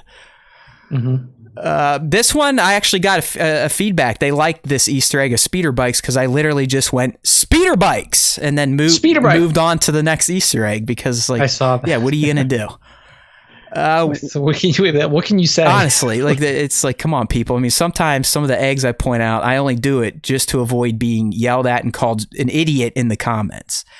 Following up with that, they found the code cylinder, which is always in the breast pocket of Imperial officers. And I think this is one of the first times, at least in live action, we've seen one used. They're typically just dressings for the uniforms in the live action universe. All right, we got the resurgence of Pershing, a big character from Season 1. He was in the first episode and Episode 3, and he is who I want to talk about in our next segment, because what we learned now has shed a lot more light on what they were doing with the child in the first place and why they want them. And it also validates my excellence as a Star Wars speculator, going off minimal amounts of information, using the wealth of knowledge in my head to formulate what could be happening on in the future of a series. And I think I did pretty damn good with this one in Pershing. So we'll address that in a separate topic. That's how fucking good it was. All right. Yes, I did mention Chandrilla tones. I don't miss that shit. I do miss obvious Easter eggs like the fucking IG-11 statue right in the middle of Navarro's town square. Like, come on, Matt. How do you make an Easter egg video and miss that? And Klondike also pointed out I missed this week's Where's Zuvio Easter egg because the Zuvio guy was in the town bazaar in an overhead shot. This motherfucker just I know, it's like it is they are getting legs out of that costume, I think, to honor the character of Zuvio being cut from TFA yet still getting an action figure made. It's just like they know it's a joke now, so they just sprinkle him in wherever they can. Yeah, or they just don't have a lot of budget for their costumes and they remix aliens in every fucking scene. Because I saw another alien that was in the Gamorrean Fight Club scene in the town bazaar, so I think that's what they're doing. Up next, though, I believe this is the first time we got to see a TIE pilot in Mandalorian, correct? At least flying a TIE fighter, so that's why he made the list. And they're still not that good at their job, unfortunately. No. Captain Carson Teva making a quick return to the series, which pretty much cements him as being a regular at this point. It seems that he and Trapper Wolf, that's Filoni's character, are the X-Wing sheriffs of the Outer Rim. They're out there for the New Republic, checking in on things, and I thought it was great that they already brought him back in. He's kind of asking Grief, like, oh, so hey, what happened at this Imperial installation? Why don't you help me out here? You know what I mean? So I thought that was cool to have him back. When he's talking to Gina, I can't even refer to the Kara. I guess I should just refer to it as Kara. When he's talking to Kara, we get a nice Alderaan mention. We knew she was from there, thanks to Gideon outing her as an Alderanian. I've lost everybody. This is where Gina's acting really starts to shine in moments like this. In non-action scenes, that's where she is a star. So we got the Alderaan mention, but then he drops down this New Republic badge. I don't know if that's like a sheriff's badge or just a reminder like, hey, you used to be on our side. We could still use your help cleaning this cesspool of a galaxy up, especially these Outer Rim worlds that you like to play around in. And then the big one, right at the end, and it's now been confirmed apparently through the descriptive audio, which is even different than closed captioning. Descriptive audio literally reads the shit. I mean, think it's for blind people essentially. And according to that, unless the intern that typed up the DA script, these are in The Mandalorian, we're looking at these big black stormtrooper things. These are dark troopers.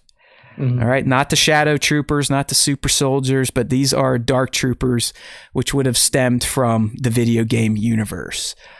And at this point, I mean, who knows? I really don't think these are normal people in there. They're either going to be genetically enhanced shit or droids, like I said. Yeah. And I think that wrapped the eggs. Yeah, so best moments here. Take a breather. Ready? And go. All right, first up, the whole baby wiring scene.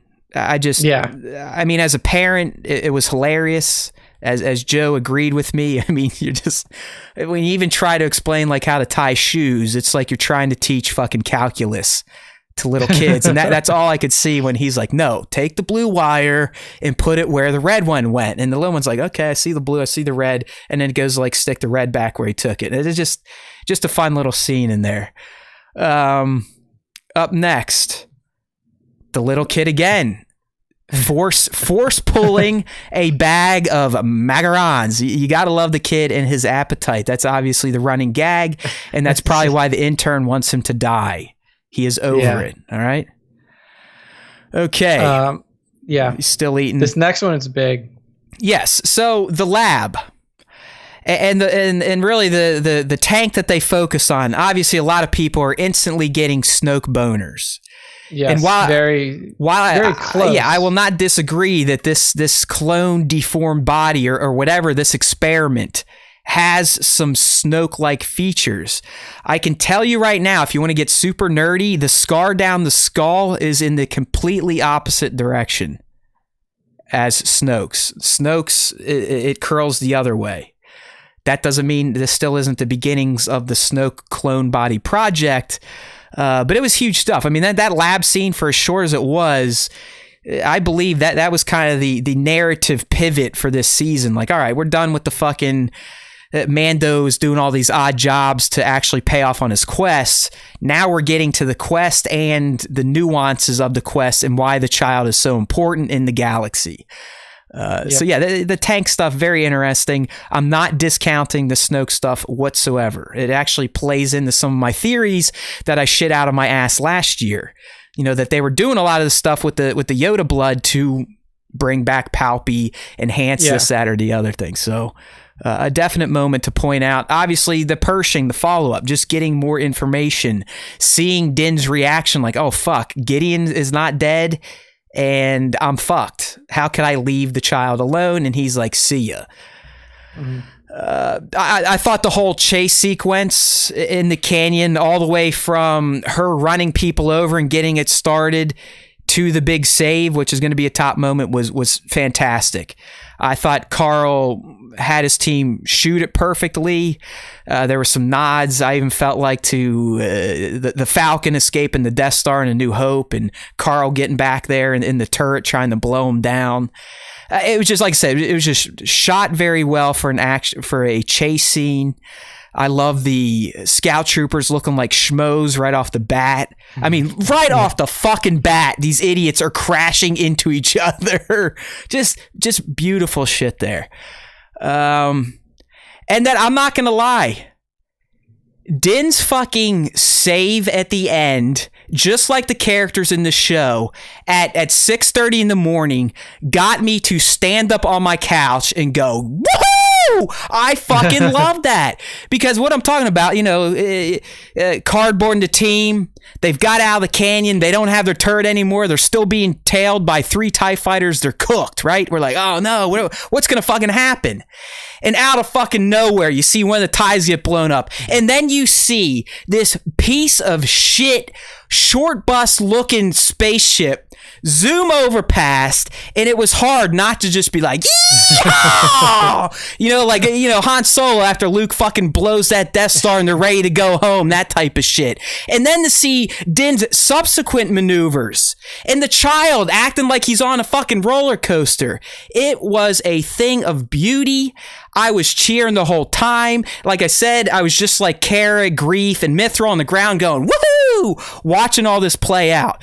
So fuck you, Bo-Katan. You ain't got shit on Din Djarin's piloting skills. This guy can fly one of the shittiest designed vehicles in all of the Star Wars galaxy as if it's a fucking X-Wing fighter. He is a very good pilot. He is a pimp. I love that scene. I love the way they had the baby react to it, raising his arms up and spinning, and then obviously, puking at the end. It was the entire chase, but in particular, Din's dogfighting save. That was my favorite part of the episode. It was just, outside of getting the lore, I always liked the nerdy shit, but just pure fan fun was that chase and then Din's save. Yeah. The only thing that I thought of on that moment was like, man, did he have time to get there, get his ship, get the baby, get all the way back while that chase was still happening? I get like, hey, that's the benefit of a jetpack. Like 80s action movie trope is like, if they want something cool to happen, it doesn't matter if it fits within the timeline of travel. Bro, jetpacks fix everything, right?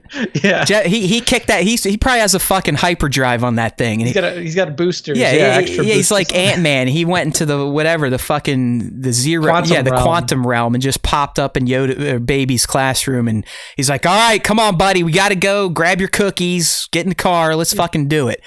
And I will say, like, the Razor Crest has really grown on me this season, and what it is now, like the Falcon, has become a character itself. Especially in this season with how fucking beat to shit it's been. You had that Mon Cal patch it like an asshole. Now he's got it fully fixed, at least as fixed as it can get.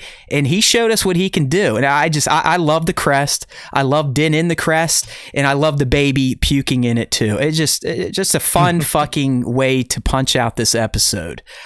And then obviously the last best moment is getting Gideon back in the flesh. He's a fucking killer bad guy in Star Wars. Everyone loves Giancarlo when he plays a bad guy or a good guy. Everyone just loves Jean, right?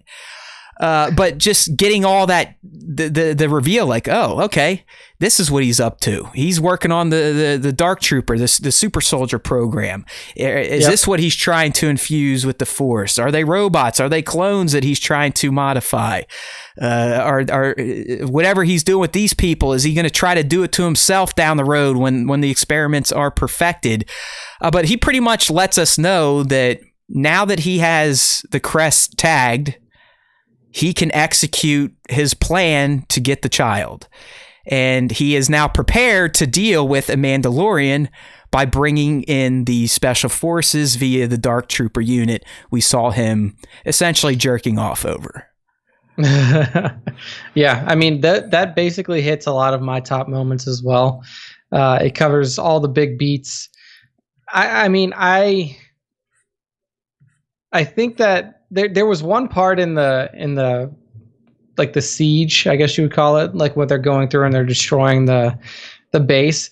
I thought it was really cool that they modeled that little control station that controlled the flow of the lava off of the episode 4 shield I'm generator. Glad you brought that up because I want to clarify why I didn't include that in my Easter egg breakdown, because I believe it or not, even my wife, when we watched it Friday night, she's like, it's kind of like Obi-Wan doing the tractor beam thing. I'm like, you're fucking right. Now I feel like an even bigger asshole for leaving it out. Nick just said it himself. The reason I didn't include it, and you're all right, you are all right. It looks just like the fucking tractor beam shutdown scene. They even had troopers casually talking right before it. It was a little catwalk they had to balance on. Everyone's right. I'm a fucking loser. I hate myself. I'm deleting the channel.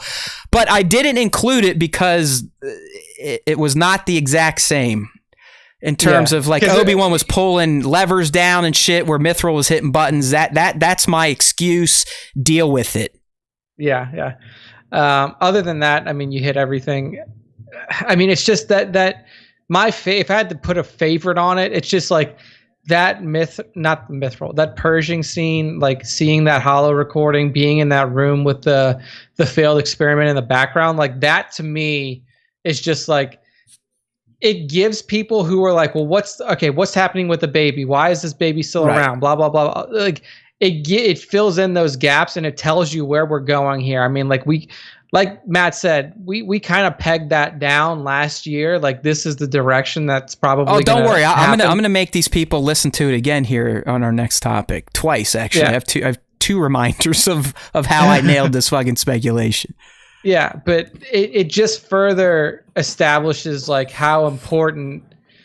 I mean, it brings in now the importance of midichlorians, but also it does kind of harken back to what we talked to over a year ago, about why that particular scene with purging was going to be important into the future of the show. So and just answering some of the comments here in the live stream, please join up if you can. We typically do the live stream version of the show on Tuesdays around 2:30 East. We've got some good conversation here now that we're in the, Bossajan showed up. Kev's Collectibles. Kev's, a lot of stuff you're talking about, I think I'm going to address in the next topic, so sit tight, but I think we're on the same plane here. He's just talking about, what's going on with the Force Blood, Force Infusion, Snoke, Dark Trooper, this, that, and the other thing. In terms of what Klondike's asking about, Nick, correct me if I'm wrong, but I believe the Dark Troopers are from the video game universe, Dark Forces. Mm-hmm. I believe so. It looks like they may be enhanced in this version. Dark Troopers in the old video games were not Force infused; they were droids, right? And that's kind of what they're answering in the chat. Like the Dark Trooper project and stuff like that was all based off of.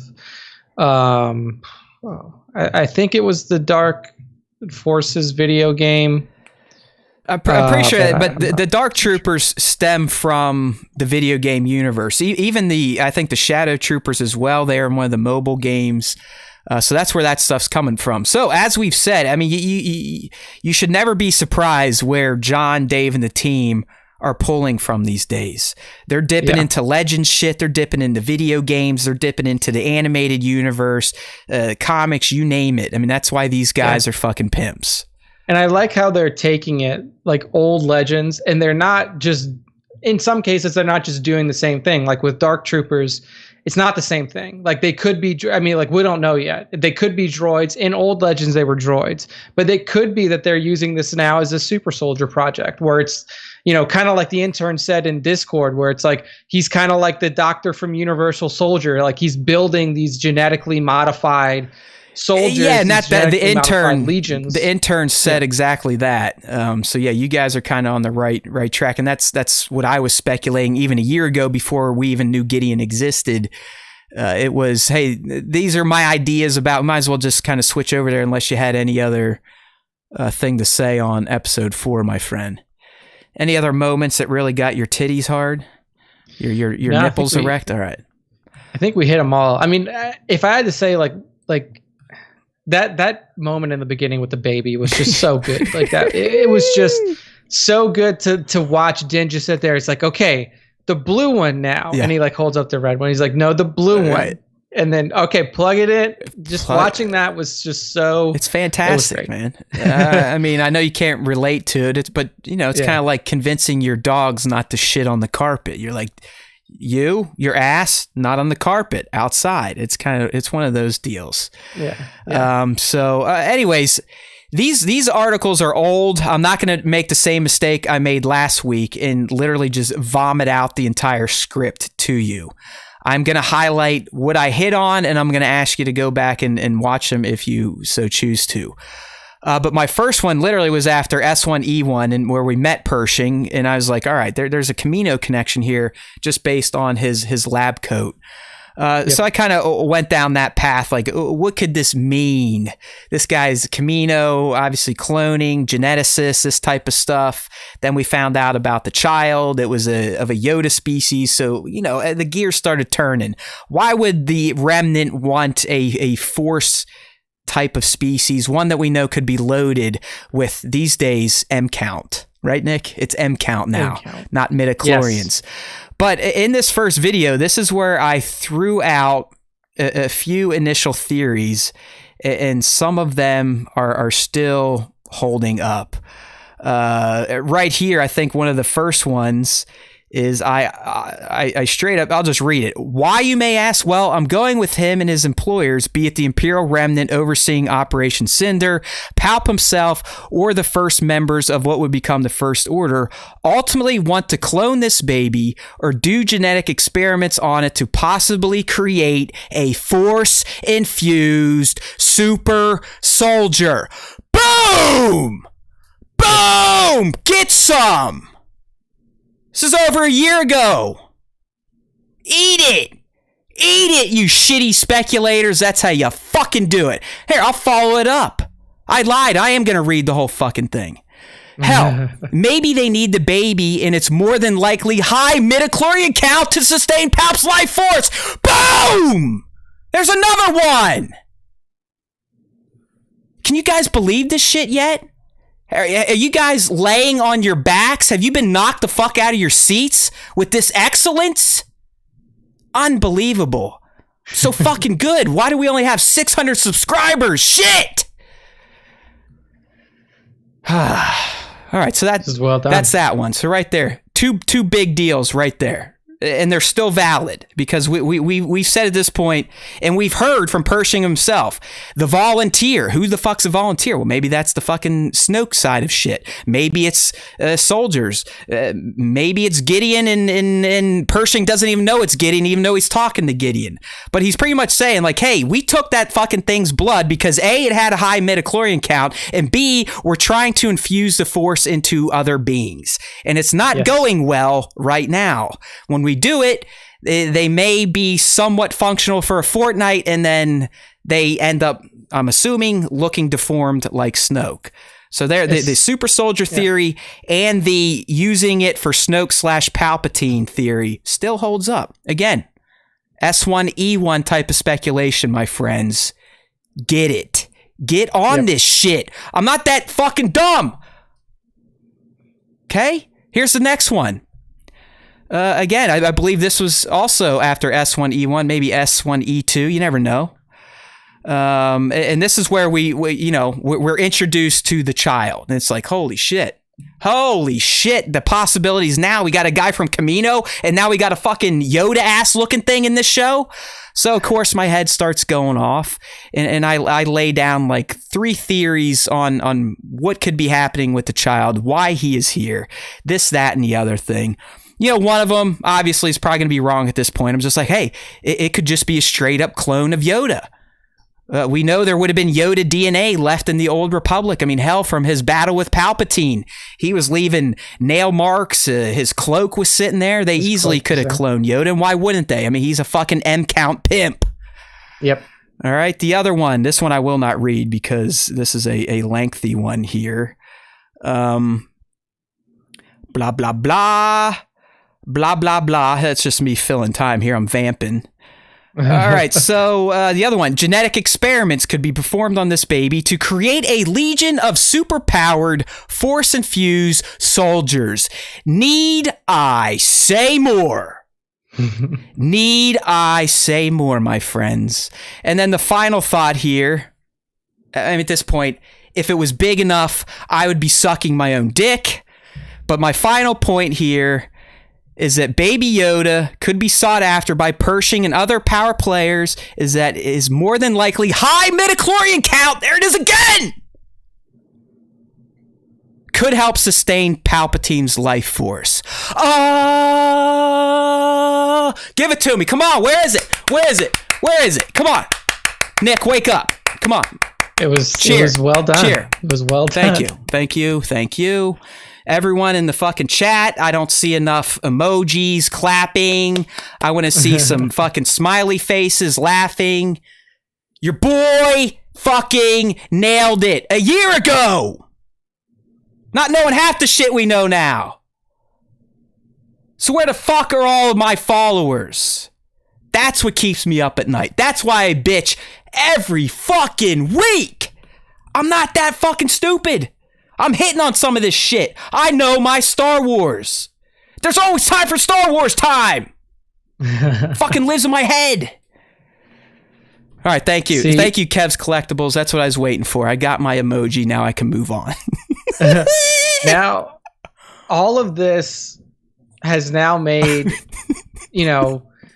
Tross and everything else a lot more interesting, I guess you could say, and then also it just changes all of what is needed to make Palpatine's reascension into the galaxy possible and even more difficult than what it already was. Nick, hear me out, buddy. Do you think the Mandalorian could do for the sequel trilogy what the Clone Wars did for the prequels? That's actually one of our responses to the fan question of the week. Okay, well, let's not spoil I think it. it can to a certain degree. Specifically the Palpatine angle of it. Because that's one angle that I will say people turned on very quickly, because we were both at Celebration. We both saw that fucking eruption in the crowd when they heard Palpatine's voice the first time on that trailer. Right. Like, people loved it. They fucking ate it the fuck up. They were so happy that he was back. Do it. Everything. Like, they loved it. And then after that, they just turned on it. I think that this in particular can help make that a little bit more, easy to swallow for people who don't like it. Sorry, I don't Nick, think it's gonna really. The guys in the chat now, it's getting a little crazy. I'm not laughing at you. I'm laughing at our fans here. I think that it does help that angle. It's not really going to give you anything on Rey, right, in particular, and it also makes it a lot harder. It actually makes it a lot harder to explain Rey and clones in general, because in my article, Rey is literally an offspring of a clone, by the way. Everyone knows that, right? Like, Palpatine's son wasn't a real person. It was another failed clone that wasn't as fucked up as the other failed clones. I shit you not. This is real. Yeah. Look it up. Yeah, no, she's a clone offspring. So here's where it makes it a little bit more squirrely, because now, before it was basically like, okay, well, if your force essence, your force soul is transferred into a new body, then you basically take your force powers with you. And if that human has any force powers, or that host has any force powers, you get those too. Now it makes it a lot harder, because you essentially have to have a force infused body to get into. So that does, like Jesse was saying in chat, that explains Snoke. So what Snoke is Snoke is basically a puppet. It's basically a Palpatine puppet that he used to delay his return into the galaxy. So they had to, now we know they had to clone a body, but they also had to do a blood transfusion with a high midichlorian count. I mean, we can't say 100% yet, but based on what we've seen in this last episode and my insane levels of knowledge and foresight, it could be going that way. They could be like, the volunteer could be the person like, hey, all hail Palpatine. I'll sacrifice my life, my body, my vessel, to have you guys poke and prod and inject me with some M count juice. Yes. So that's where you have to get. And it's going to be interesting to see how they sustain this over a long period of time. Cause like Pershing said, they essentially can't do it anymore because they don't have any more blood. You need blood from high midichlorian count force users. And that's why I have a feeling our little guy is going to get snagged this week. I think this might be the one. And it may be before we even get to Miss Tano. Yeah. Yeah. So it makes it interesting because you can't, like, even Baby Yoda only has so much blood. Like, yeah, you can tap him every now and then, but if you drain too much blood, he's gonna die. I mean, that's established canon too. I mean, Pershing says that exactly. Like, I could only get so much from the little thing, or I would have killed it. Yeah. And Kev's in the chat here, Nick. I don't know if this is true. I'm assuming it is, but since midichlorians are living things, if a body's husk dies, you would assume the blood, the midichlorians are no longer there. So they wouldn't want a dead child. They can't do anything with a dead something. Like, they're a part of your cells. Like, midichlorians here, I'll give you this. Midichlorians live in your cells, and they're basically like atoms or something like that live within your cell. So when the cell dies, the midichlorian dies. You would think so. And when the body dies, it's not like the midichlorians from Anakin Skywalker's body just like are reabsorbed into the ether and then are put back into somebody else. Like, those midichlorians die when that body dies, which is also why blood transfusions is the only way to successfully take because force powers and give them to somebody we know else. At this point, at least, Jedi ghosts can interact with the real world still using the Force. Yeah. But they've essentially become one with it. They are in the Force stream, the midichlorian stream, if you will, right? Yeah. But you couldn't dig up Anakin's burnt ass body and expect to get anything out of it. Because now you have to look at the Force from two different perspectives. I mean, you've had to do this from since the prequels, but now it's more important. You have to look at the Force from the biological perspective of inorganic bodies, like inside of them, and what gives them powers. And then you have to look at the Force as the universe binding kind of energy and field that gives things that aren't Force infused, that like gives a tree kind of like a Force light or something like that. That is what allows, like, the universe binding energy is what allows Jedi or those who have become one with the Force to manifest themselves after they've died. Right. So that's not midichlorians. Midichlorians are what give Force sensitive humans or other species their level of power, right? So high M counts and shit. We actually have some fantastic shit just flying by in the chat right now. So keep it up, you little keyboard warriors. But some things I want to comment on here, because I'm liking some of the predictions here, and that's really where we're at right now. So good job, fans. You helped us segue into our next segment.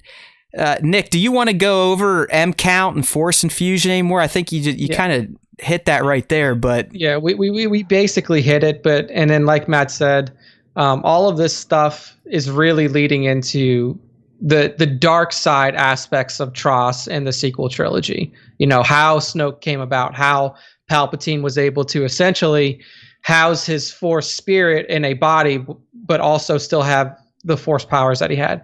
M count, last thing on that, the highest M count ever recorded, and this is when they were still being recorded, so this would have basically ended with the Imperial reign, was Anakin's 20,000 midichlorians. And we know that from Mr. Hello There himself.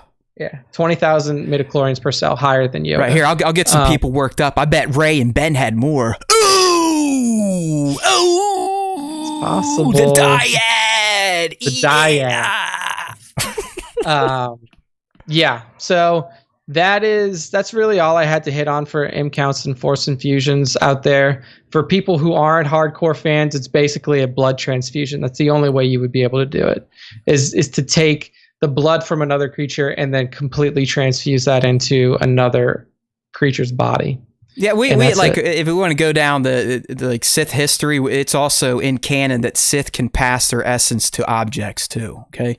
Yeah, and that's like another distinction we need to make now. Right. It's like Force essence is not the same as a spirit. I mean, there's a reason you don't see Sith Force ghosts. Like literally at that point, the Force it's like, fuck you. You've went the wrong way your entire life. Now you're dead. Eat a dick. Yeah. Essentially, but they can shit themselves into a helmet, a building, an object, whatever.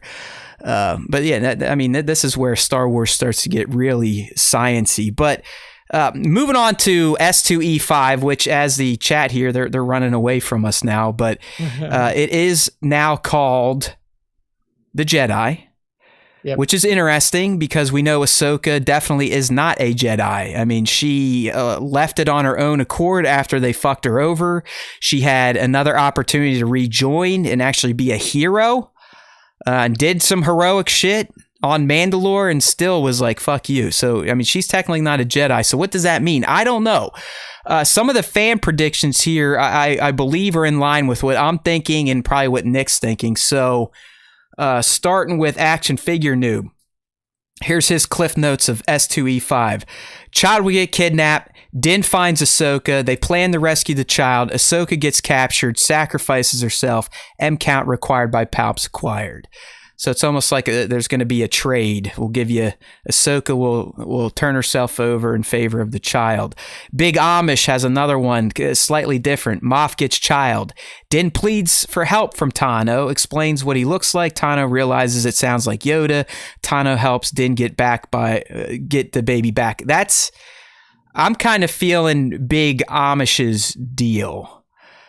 I am thinking that we're going to see the child get kidnapped before we run into Ahsoka or right during the meeting. It's going to be like a fucking, Gideon's going to spring his trap right when they meet with Ahsoka.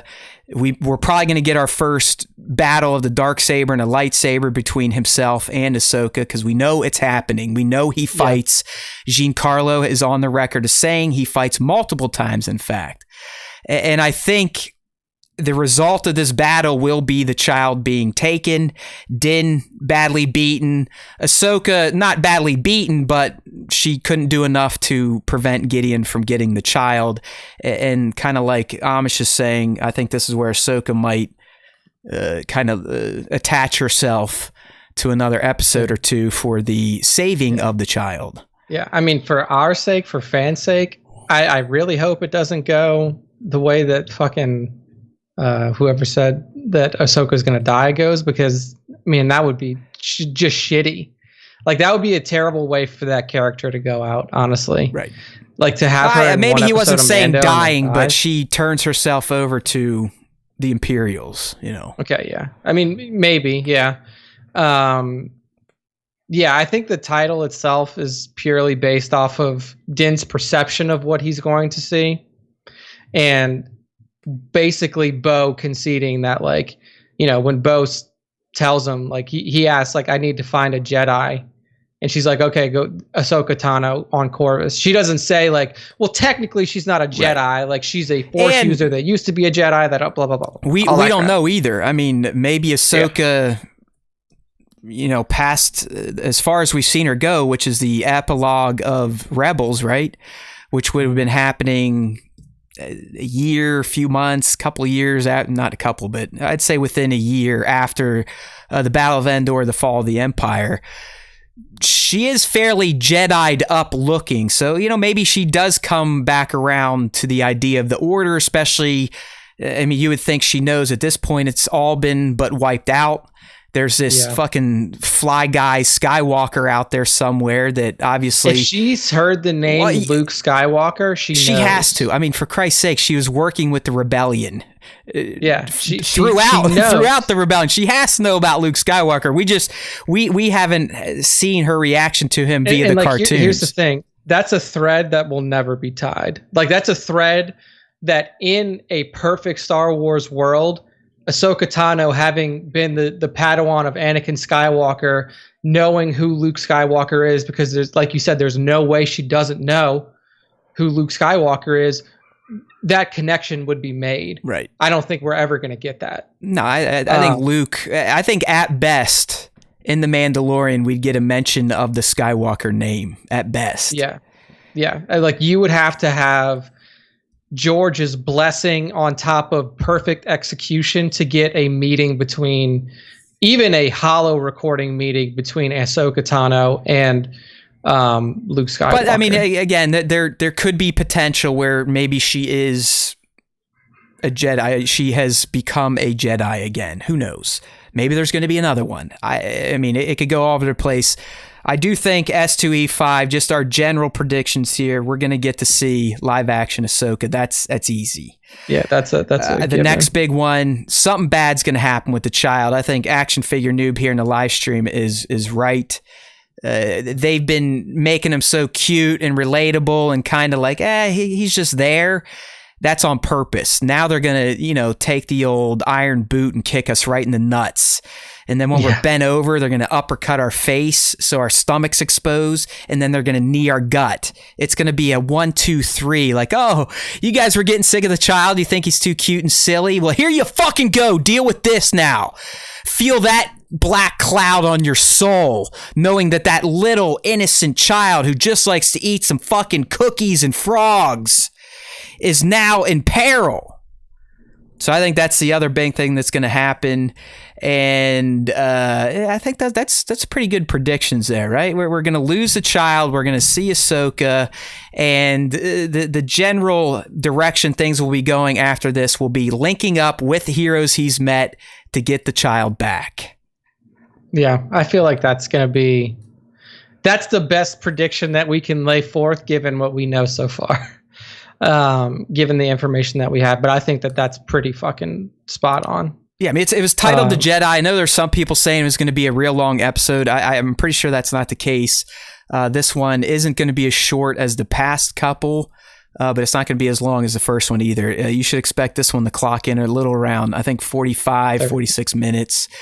So with all the bullshit, a little over 40 minutes. Yeah. It's going to be... I'm not looking forward to this one, my friends. I'm really not. I know it's silly. It's a fake show. It's like, grow up, you snowflake. But just like I said, watching this last one, I genuinely have reactions to Star Wars. It's not bullshit. Yeah, I get a little animated and out of control on this show. But you can ask people that know me. You can ask my wife. I mean, the whole time we're watching The Mandalorian together as a family, I can't sit down. Because I know it's coming, so I'm sitting there, I'm watching their reactions, I'm there to explain stuff to them. I love that shit. I'm a fucking dork. I love Star Wars. That's why we got a fucking Star Wars podcast that no one listens to, and I still dedicate a lot of time to it. I love it. I get the feels from it. It makes me feel like a human. Outside that, I never feel human. I have no emotions. I'm basically a fucking robot. Emotions feel weird to me. But Star Wars always knows how to get them brewing, whether it be the yeah or the oh no, I'm gonna feel fucking sick type of shit. So I'm expecting that sick feeling will be kicking in when we see the credits roll on S2E5 The Jedi. Yeah, it could definitely be one of those kicks in the nuts. So excited. I'm super excited about this episode. This is the Filoni episode as well. For those of you keeping track of directors. And when Filoni's in the chair, it's something special. Yeah, it's going to be a treat from start to finish. I mean, stuff as basic as set dressing will be special in this episode. The way Ahsoka is presented will be special. Can we have a Ask Heather segment live? Possibly. The reason she's never down here to smack me and tell me to calm down is because she has to be the overlord of the little one while I do this. Otherwise, I typically take on that responsibility when I'm not doing real life work, which I do scattered throughout the day. That's the beauty of having a non-traditional education type of job right now. Yep. There's no 9 to 5 for this guy. Same for me, which is nice right now. All right, my friend, before we get into this week's fan segment, and hopefully we don't get a bunch of returns on the Star Wars Time show, because as we're kind of looking right now, this could be our shortest episode in quite some time. We actually are keeping schedule pretty well in 138 here. Yeah. Kev's Collectibles, not sure if you're coming from Instagram or you have a different handle on Instagram, but I like you. Okay? I like there you. We go. Yes. He's giving us shout outs on comic book videos. He just said he's subscribed. He said he's having a fun time being in here nerding out with the two dorks he sees on his screen. That's what we've been trying to fucking tell everyone. See, he's bringing some life to the chat too. Kev is keeping the chat alive. I like it. Kev's Collectibles, not sure if you come from the Instagram universe or if you just stumbled upon this mess, or if one of our super fans tricked you into drinking the SWTS Kool-Aid like the children of the Watch did for Din. Either way, we speak your name. You are now a part of us. Okay, so before the fan segment, which... this is like Kev's, where we're popping his cherry here. We're going to talk about the new toy releases. These days, we do the new toy towards the end of the show just so we can get right into the good stuff, just in case we have any fans that aren't just toy nuts and toy photographers.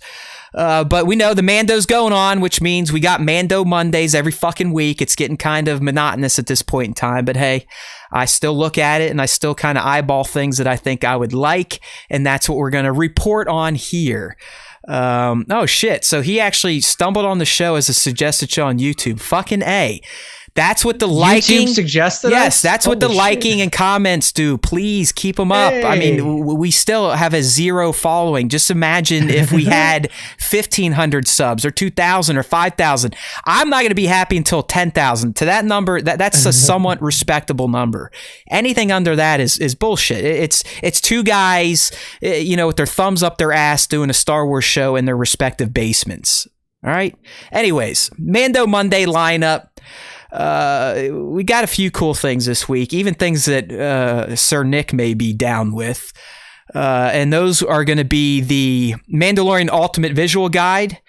If these come out for every property, they're actually quite well done.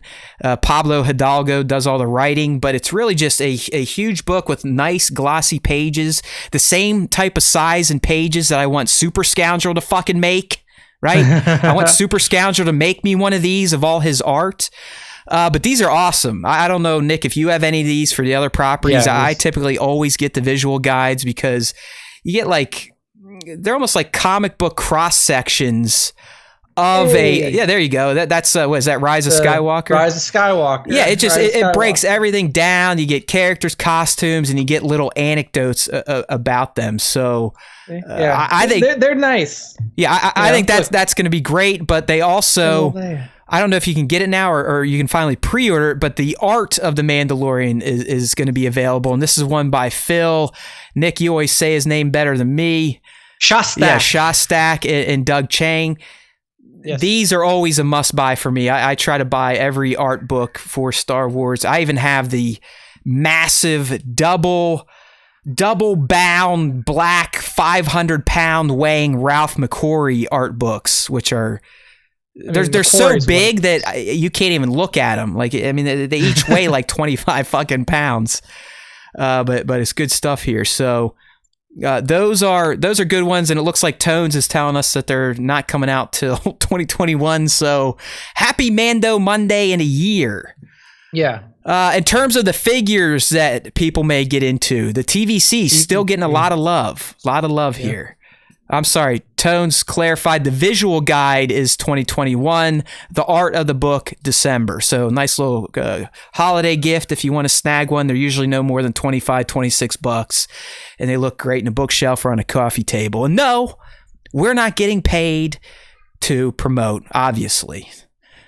We don't get anything. We actually pay to do this show. Legitimately pay money and don't make it back to deliver this fucking show. Think about that. And when you're rolling your eyes when I'm sitting here bitching and moaning about a shitty following.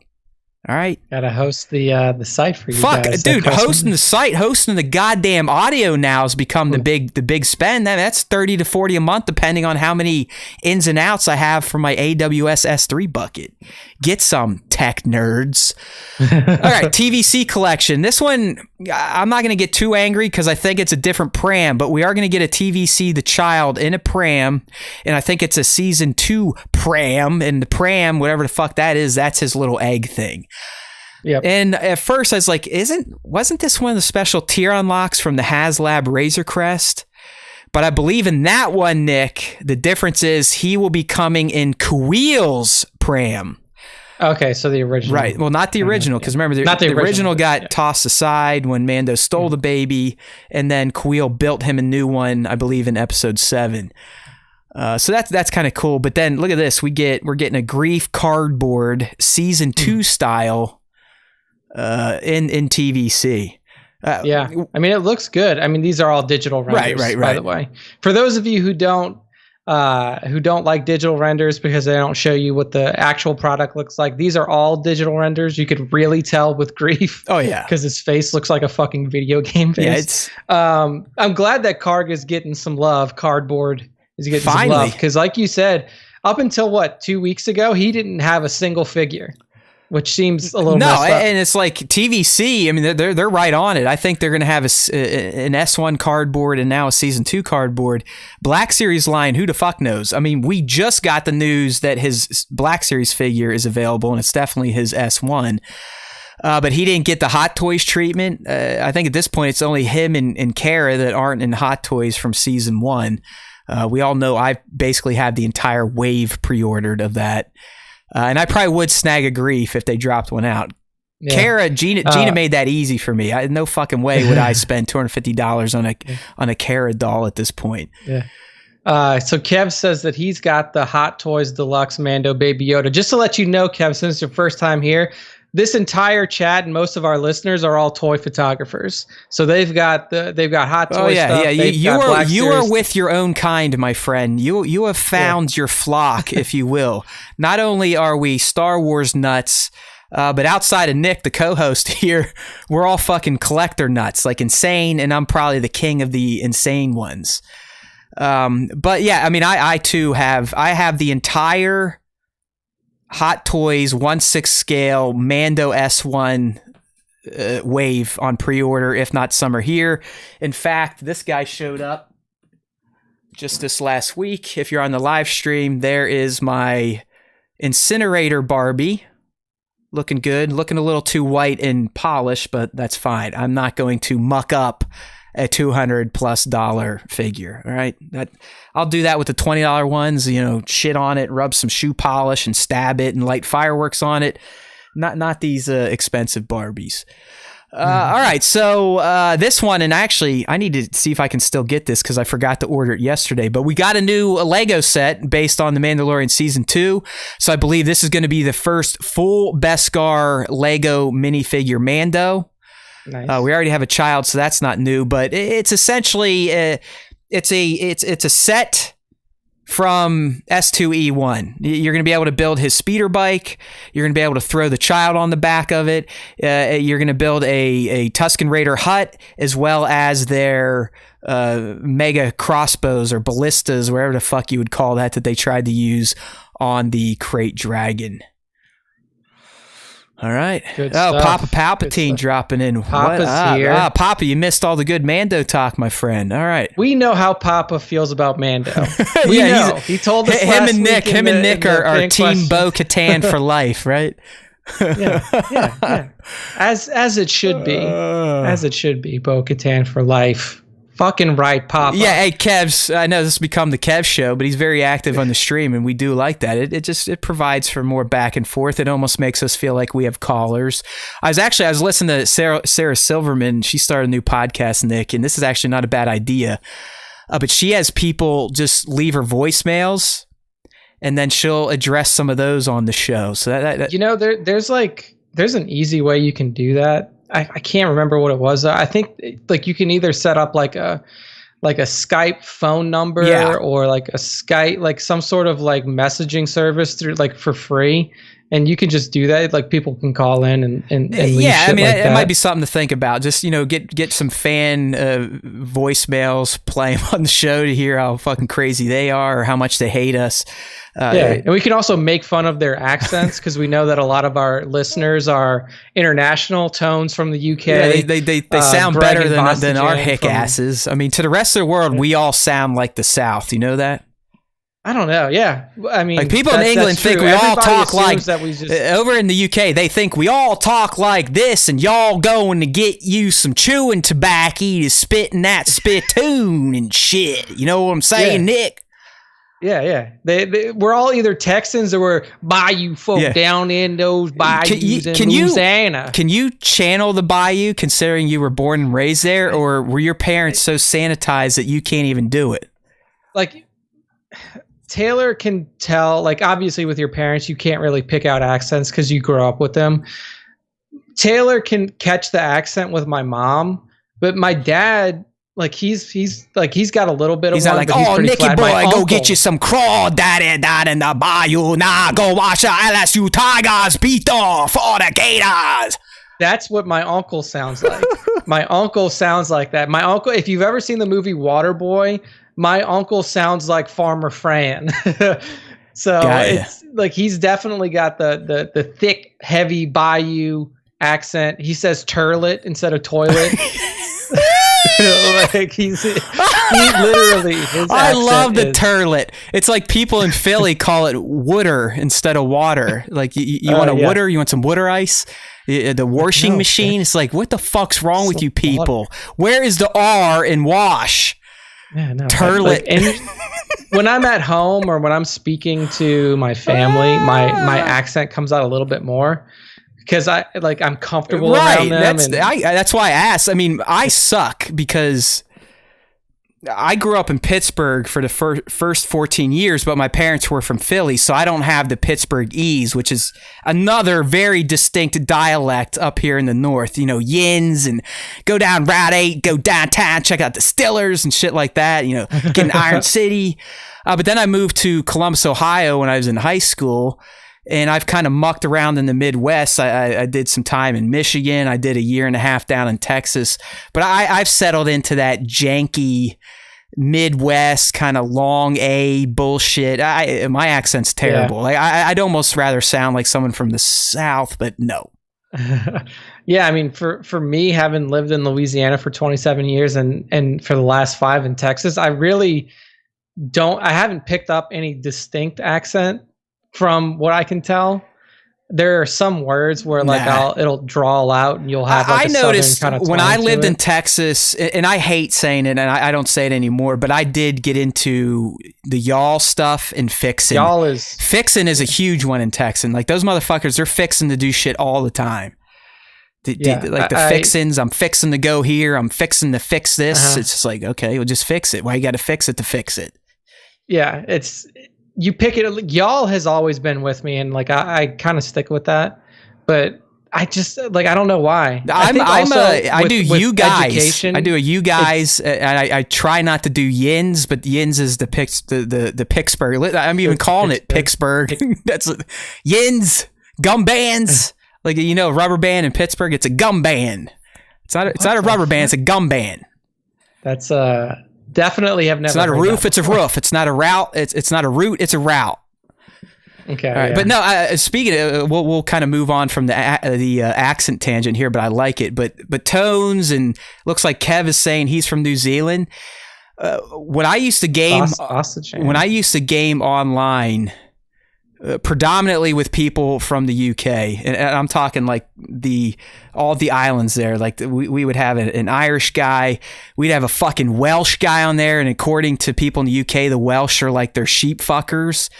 So like dude, I'm telling you, like Welsh to me, it's not even English. Like I have no fucking clue what Welsh is in their slang. Tones is saying like he's got some Scottish in him, and that's another version of the English language that is nearly impossible to figure out what they're saying, even though they're talking your language. I used to be, we'd play Gears of War, and they'd be like, hey, mate, hula. I'm like, what the fuck did you just say? Like, I know we're speaking English, I know we deliver it differently, but are you saying words? He's like, what's coming out of your mouth? Like literally Chris Rock or Chris Tucker from because they get going like a Welsh person. If they just get going and they're talking as if they're talking to other Welsh people or English speakers, they just flow like we would. And I'm just sitting there going, I feel like I'm listening to a whole different dialect. Yeah, man, it's weird. So maybe one time, because we used to do, I think we did Ask Us Anything twice in the past. So maybe if we do an Ask Us Anything again, I just don't think that enough people will be fucking smart enough to follow the link and then drop a voice message.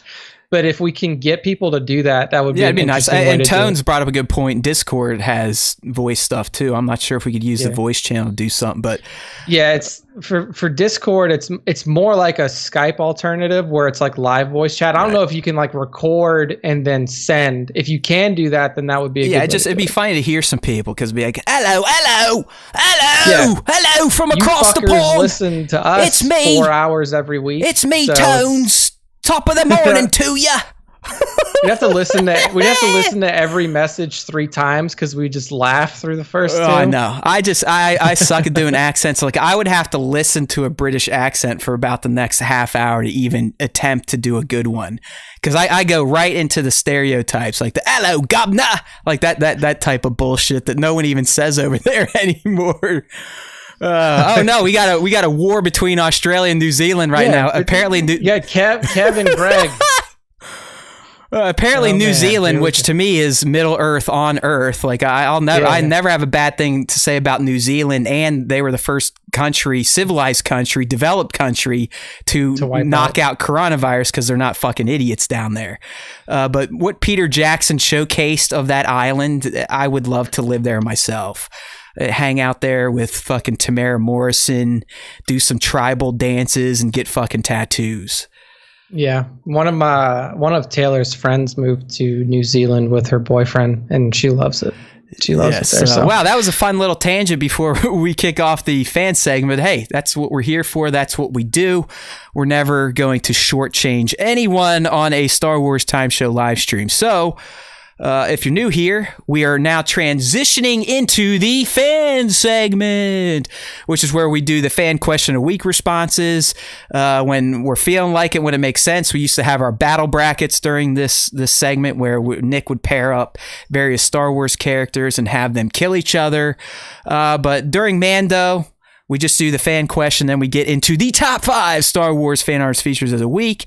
But we're going to start with the question, Nick, which we're not getting original during the Mando. We're feeling it out. What did our fans think about the most recent episodes? So let me go ahead and bring up our Slack window, drop the browser. The question is up, and also this is my cue to take a massive leak. Yes. So Nick, I'm going to let you take the first few, and I will return.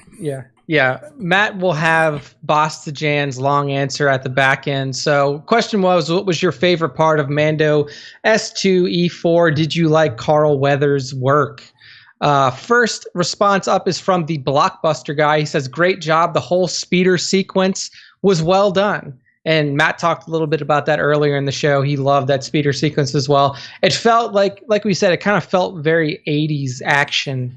You know, like Carl injected that into it because that was his time. Like that was when he was at his biggest, was the 80s action, and he really got it in there good with episode 4. Next up is our good friend Grief Cardboard, and his answer is cardboard. That is all. And for those of you who have been following the show, you know him saying cardboard is all that's needed. The reintroduction of Grief Karga into The Mandalorian with episode 4, obviously with somebody with the handle of Grief Cardboard. Of course, that would be his favorite part. So that makes sense for him. Next up, we have a new responder. Here's by the name of Brown Bottle Flu. Brown Bottle Flu. That's like a bottle full of diarrhea. It sounds like the it's the old beer flu, huh? The beer flu. So I'm excited that it looks like The Mandalorian is going to do for the sequels what the Clone Wars did for the prequels. Fill in the gaps and flesh out the stories. That's what we talked about specifically around like the Force infusions, the M count, and all this stuff that's going on with the Baby Yoda blood. So Brown Bottle Flu is really interested in that.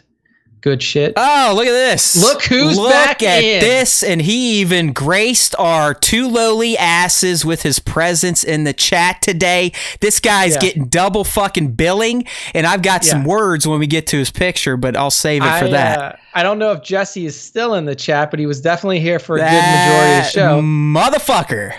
So everything Kylo, I love it. I love our boy is interacting with us again. I was starting to get sad. I mean, we said this before, but for the new people, this motherfucker Everything Kylo was one of the OGs, one of the original hardcore Star Wars Time Show fans. I believe he was even there before Greggy Boy. Yeah, it was Jesse and Jared at Sir Dork. We used to call them the Goats because they were like the first big accounts we would talk about, and they would actually interact with us. So I love seeing Everything Kylo back in SWTS land. I know he took a detour earlier this year. He got into the dio making business, making some killer looking shit, Mandalorian safe house dioramas, but he's slowly creeping back into the pick game, and that has brought him back home to us, the SWTS. There we go. So his response is, "Oh man, a good old trench chase, badass. I so see these as a new Star Tours attraction. Am I right or am I right?" Go. I think you're right. Because this shit, you're right. He's 100% right. Because this shit would fit perfectly into Star Tours. Right. I don't know the last time you rode it, Matt. I know you were at Disney. No, I just went in March because, I mean, these days, Nick, that ride is wide the fuck open. I mean, you could ride Star Tours all you want because everyone's trying to get on Rise of the Resistance or the Falcon. The Falcon. So I agree. And I really do want to see some Mando injected into Star Tours. It's clearly the bell count now that we're a little bit outside of the movies for now. I mean, bring in shit like this. Bring in shit like, what we saw in season 1 with the, IG-11 and the baby running down on the way to town. I mean, this is our second comment on that chase, and like I said, it was my favorite moment. It was shot very well. There was some cheekiness to it, like the fact that they use a turbo laser to take out one scout trooper from point blank range. Yeah, that's beautiful stuff. So excellent. Yeah. So from one goat to another, this is Sir Dork 730. Holy Jared. Shit! Look at this. It's like the All Stars. He says Carl Weathers is a beast. I loved hearing him drop the M word. Plus, I can't wait to find out what those big black troopers are, or are they droids? Who knows? We don't know yet. They were pretty static. When we know they're at least being called dark troopers in the Mandalorian. We just don't know. Will they be filled with androids, full droids, a little bit of this, a little bit of that, a little freaky deaky, maybe cybernetic, go fucking cyberpunk on these and make it human, more human than hybrids. Human.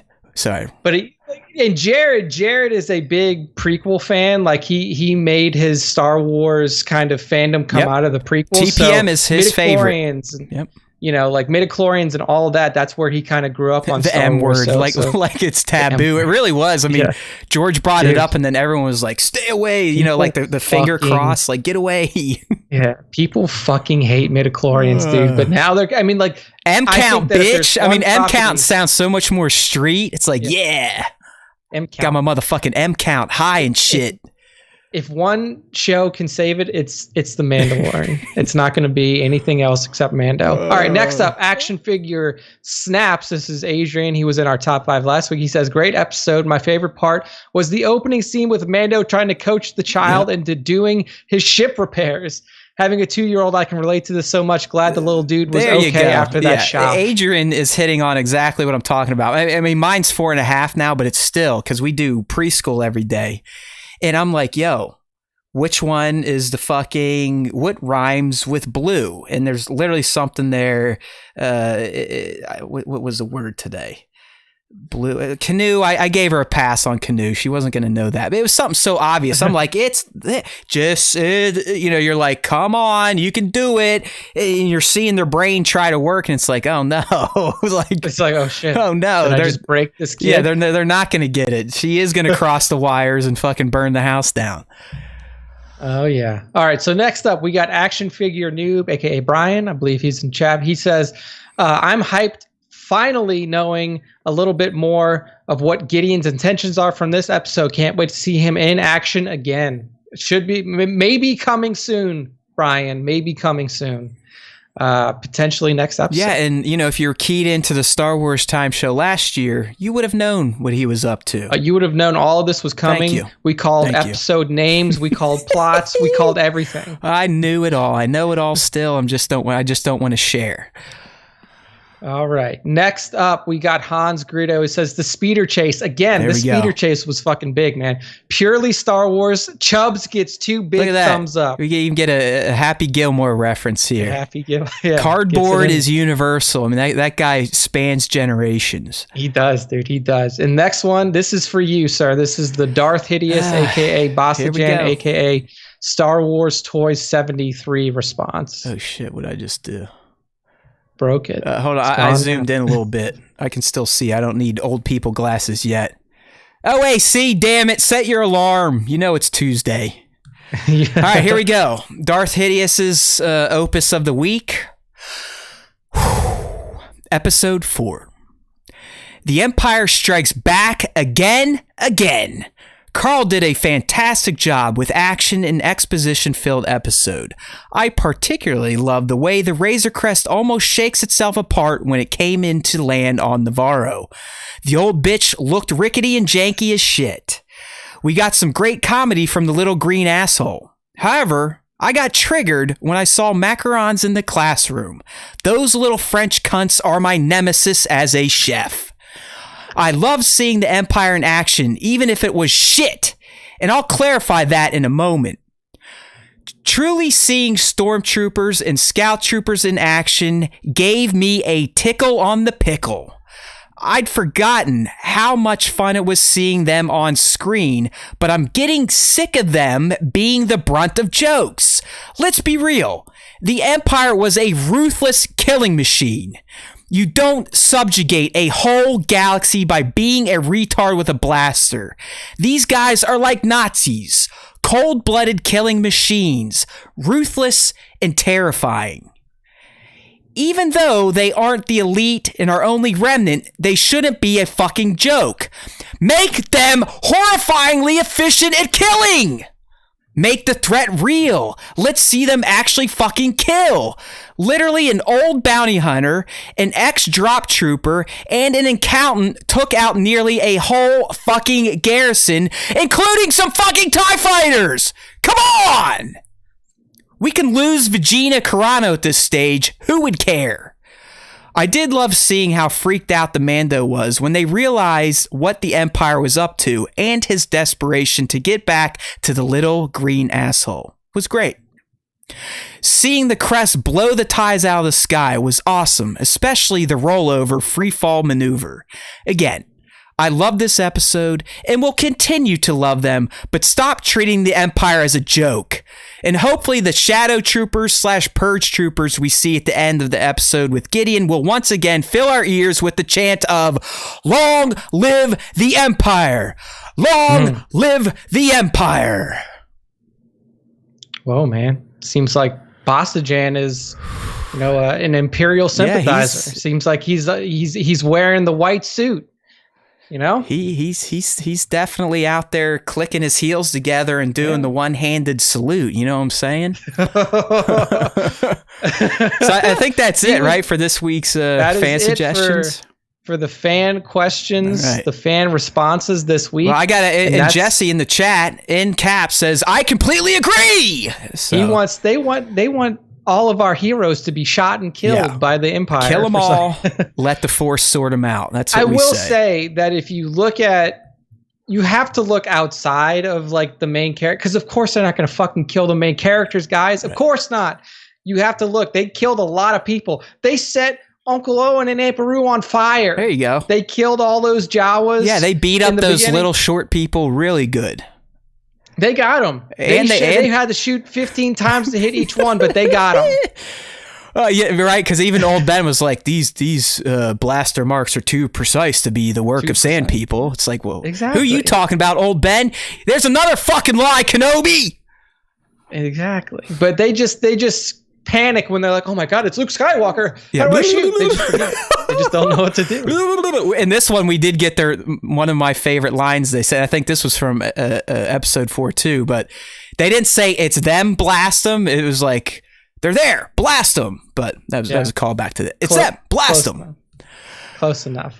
All right. Okay. Now we're into the final segment of the show, the top 5 Star Wars fan artist features of the week. Bingo. This comes from our Instagram feed. So if you guys want to get involved and you do toy shots or you do art, make sure to tag us at Star Wars Time Show on your shots. Make sure to use hashtag Star Wars Time Show on your posts. We will see them. Boom. We will like them. Matt will put them in a folder. And doing them both is very key now, much more so than in the past. Until IG turns hashtags back to normal.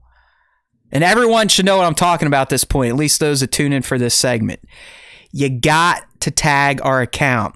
Hashtags are essentially you hashtag your shot and it goes out into the ether, and it's a crapshoot if I'm going to see it or not, because currently on Instagram all hashtags are not displayed in chronological order.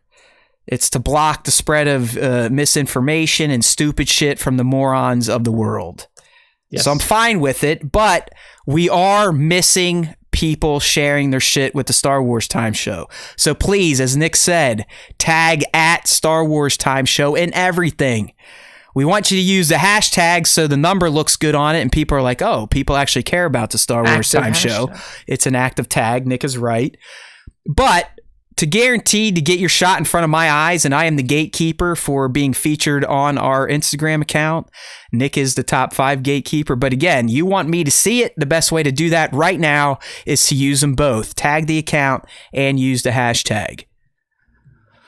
Yep, that is how you do it. And if you want to get involved in the fan question of the week too, that is posted on our IG story and our IG feed. It's also shared to Facebook and Twitter, but we're getting most of our responses from the Instagram community. All right, so let's get into the top 5 this week. This is a plus one week. And Matt specifically requested an honorable mention. I did. I had to. I had to. We have to honor Basta Jan's homage to the show, to the Hat Saga. It had to be talked about. So that will be our honorable mention at the end. So first up in the top 5 from me is from @posable_art on Instagram. This is the first time this account is being featured, and it is a fantastic Darth Maul shot. Oh yeah, he's got him. He or she, we never really know genders, and that's fine. We're cool with all that. You can be whoever you want. We don't fixate on nonsense like some people. But it looks like he's got his hand on the Hot Toys Solo Maul already. Yeah, this would be that's what he's got a tag. Yeah, the 6 scale Hot Toys Maul. So this is Maul as based on his appearance at the end of the Solo film. And a lot of people are kind of shitting on this figure, and I think @posable art makes him look pretty excellent. Pretty menacing here. I like the fact that he imposed him into this background.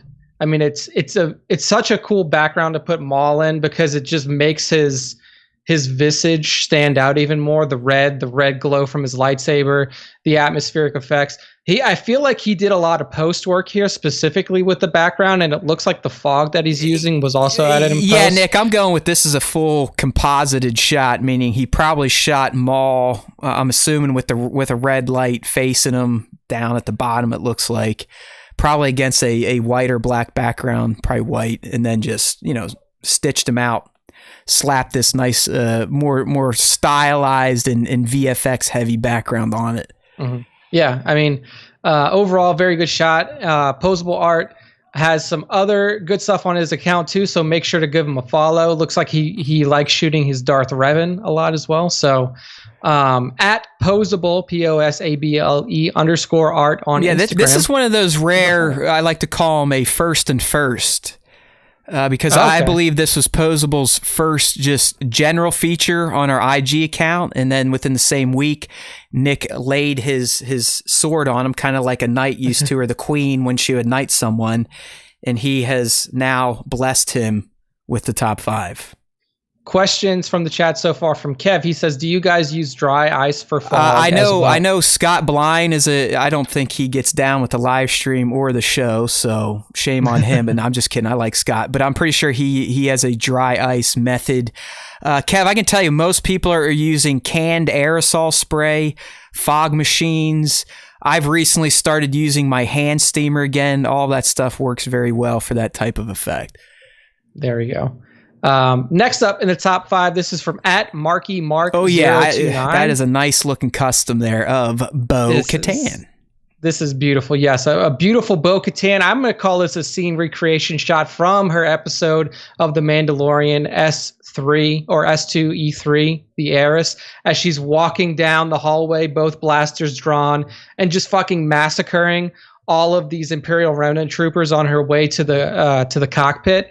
I mean, it's a perfect shot. It's a perfect representation. Posable was in the chat. Hallelujah. We always like that. Oh, there we go. Because now we can kind of trick you, hopefully, to become a fan and watch every episode and not ones where we just talk about your work. Yeah, that's the trade-off now. I'm just kidding.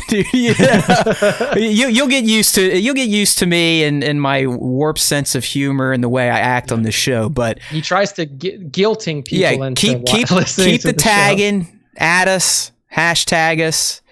Yes, and join in. Hey, if you got time on a Tuesday, turn on this stupid shit. You never know. Yes. So, I mean, this was a very high like shot on our account. Now we're back to @MarkyMark, and I think Nick spelled it, but I'll do it again because I like to practice my spelling. MarkieMarc029. Yes, and just this Bo-Katan shot. So you're saying this is a custom figure? Yeah, this does not exist in the 112 scale lineup at this point in time. I don't even know how dude crafted this one. I mean, it has to be kit bashing. I'm trying to think of another Star Wars female figure that is built this way. Maybe it's a Sabine body that he painted over. That's all I can really think of. If you look at the original shot on his page too, he has her without the helmet on. So right. No, you're exactly right. It's even I've just switched that on the live stream and I'll bring up but it's a legit fucking Bo-Katan face sculpt as well. Yeah. So MarkyMark, if you listen, I think you listened the last time when you had you on there. Please fill us in either on the DMs or if you're in the chat here hiding. Let us know how you crafted this figure or who built it for you, because I'm sure other listeners, especially the toy photographers and collectors, would be willing to plunk down some coin on a custom like this because it's very well done. Yeah, beautiful. I mean, if I want to be an asshole, you could say, well, it doesn't really have the night owl painting on the helmet. This is more like Bo-Katan before she broke from Death Watch for real. Yeah. So not completely dead on with the armor, but still a beautiful shot. It's fucking killer, man. Like, I mean, I'll punch myself. I mean, this is a work of art. People that fucking customize this shit and then take good pictures of it, again, tip my hat. Yeah. Tip my hat. At best, I get lucky with a good snap. No fucking way I could create a character like that. Yeah, it's impressive work. @MarkyMark029 on Instagram. Give him a follow. I gotta kill my heat. I know it's probably loud right now. I want to call this the Return of the King, but that's like a Lord of the Rings reference. So it's the Return of the Jedi. There you go. A return of our good buddy. All right, you go ahead and pump him up because I got some words for him on this shot. Go ahead, pump him up. I'll make you feel good, Jesse, and then Matt will rip you back down. Well, you'll be angry too once you get the insights into this shot. So @everything Kylo on Instagram has hit us with a glorious non-full Beskar Mando. So this is old Mando armor. Nick, this is from someone else in the community, SCR-Pix, I believe. He's making these figures. Okay, so this is another they're being marketed as essentially Mezco 112 collective handmade custom figures, but with Star Wars. Wow. I've had one of these on order. I don't know if the guy just took my money and I'm never going to get mine, or if I was way down the list.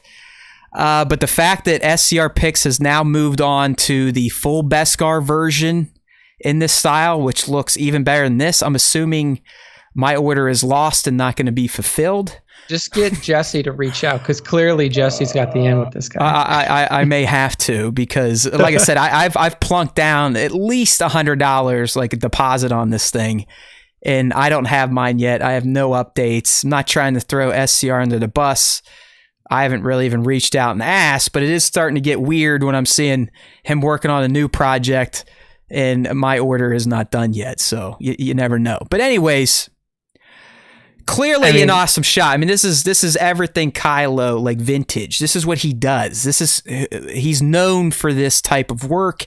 Any of my explosion shots are always influenced by Brother Jesse, right? Yeah, absolutely. Anyone that uses the crackling balls and gets the fucking bokeh going with explosions, that is coming from this gentleman right here.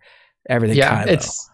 The way that Jesse, everything Kylo captures action, and not just like, action like this. I mean, we've seen so many different shots from his Jesse. is like comic book style, over the top, fucking wicked action. Like even crazier shit than you'd see in the movies.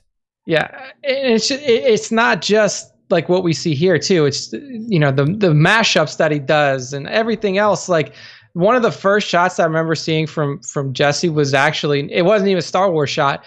It was a shot of it was like a T-Rex chasing the DeLorean from fucking Back to the Future. I was like, what the hell is going on here? Who is this guy? And I mean, Jesse just continues. No, he's to pump great, man. I mean, he's he's a practical guy only. I mean, he's like me, doesn't want to fuck around in a Photoshop. I mean, I think the most post-processing work he'll probably commit to, like myself, is adding in a lightsaber if you have to. I mean, there's not going to be a lot of frivolous shit in here, like drawn in blaster bolts. I mean, Jesse's, it's all about capturing the action moment, the fucking pose, right? I mean, It's like he looks like a fucking ninja here. That's like I said. I mean, you wouldn't even see this in the show. Jesse kind of he puts that anime flair on it, kind of like how they were doing on Star Wars Kids YouTube, where they were giving us shorts of Star Wars moments, but doing it in that anime, over the top, in your face, fucking loud style. Yeah. All right, now that we've pumped him up, it's time to tear him down. All right, so he's having a good time. He's over there. He just creamed his jeans, all that fun stuff.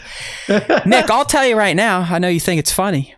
This shot right here, he didn't tag us in or hashtag us.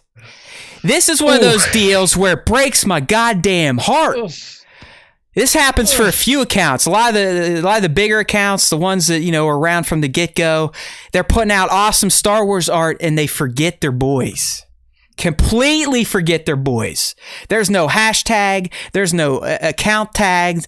They're just relying on the algo to show us their work. And you know what? I thought Jesse was above that type of bullshit. That's for those other accounts, those other influencers, those doing the ad shots out there. But no, brother man, the GOAT, leaves us out completely on this shot. Yet we still honor him. I still slid him past the gate and threw him on the account. I think I even put in the caption. Yeah, look, the fucking caption reads it. Everything Kylo may have forgot to tag us, but how could we punish him by not featuring this shot? Wink, wink, motherfucker. Don't do it again. You hear me? You've been warned. You will be put in stasis.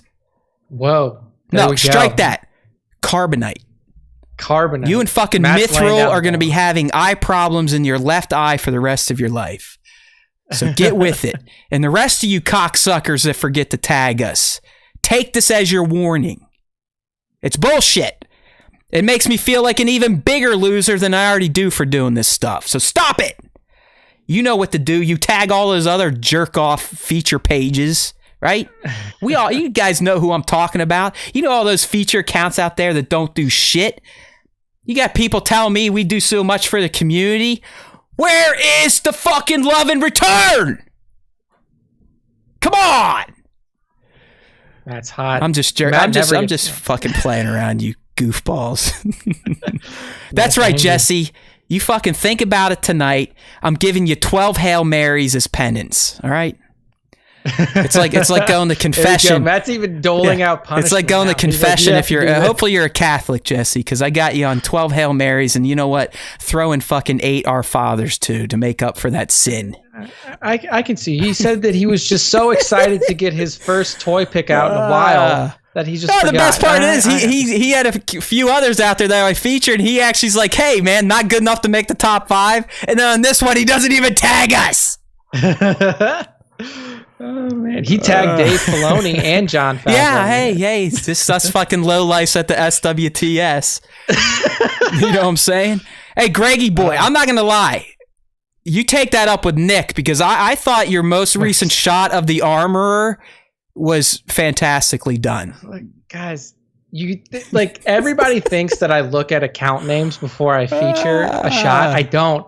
I don't look at the account names until after. No, and you can't even see them because it's just like you look at our grid, right? I mean, I look at the grid. Right. I don't scroll through a feed. I look at our grid and I'm like, I like this shot, this shot, this shot. I take like 10 shots. And then I have to whittle down from there. It's all good. So Nick, I know you like. I mean, trust me. Once the show's over, Nick tunes the fuck out of Star Wars everything. Like I get people on Instagram now, fucking, basically chasing us down. Like, hey, I keep tagging. How come you haven't fucking shared anything yet? It's like, what the fuck, motherfuckers?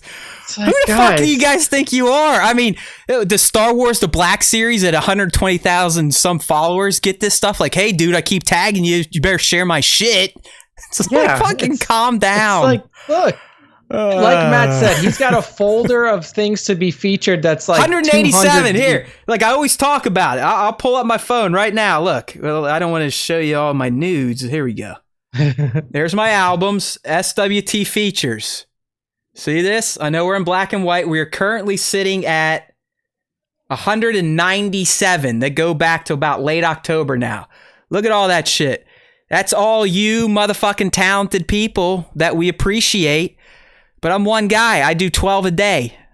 And you guys turn in way more than 12 a day. So just be patient. Yeah, it takes time. So if you've tagged us, you're in the folder, somewhere in the folder. Maybe. I mean, there's still some fucking janky shit that gets submitted to us. Matt doesn't take everything and just throw it up there. He takes quality work. I mean, there are accounts, Nick, that I wish would submit for our Matt shot breakdown segment because they're the ones that need it and it would make for a fun segment because you look at the shots and you go, okay, good work, thanks.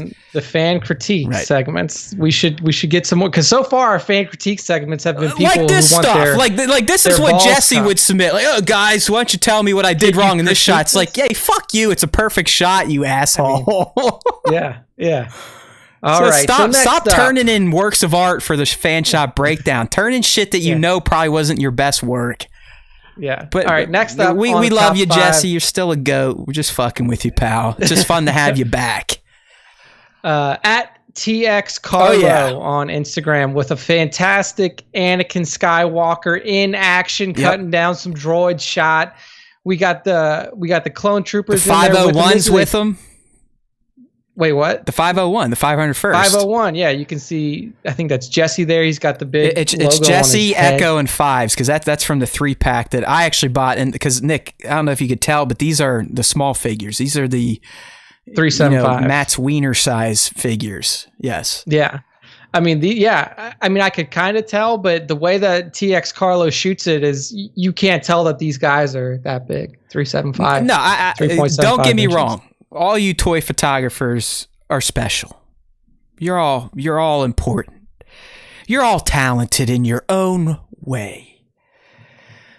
But these motherfuckers that can take these little teeny weeny, like here, I'll hold up my maul.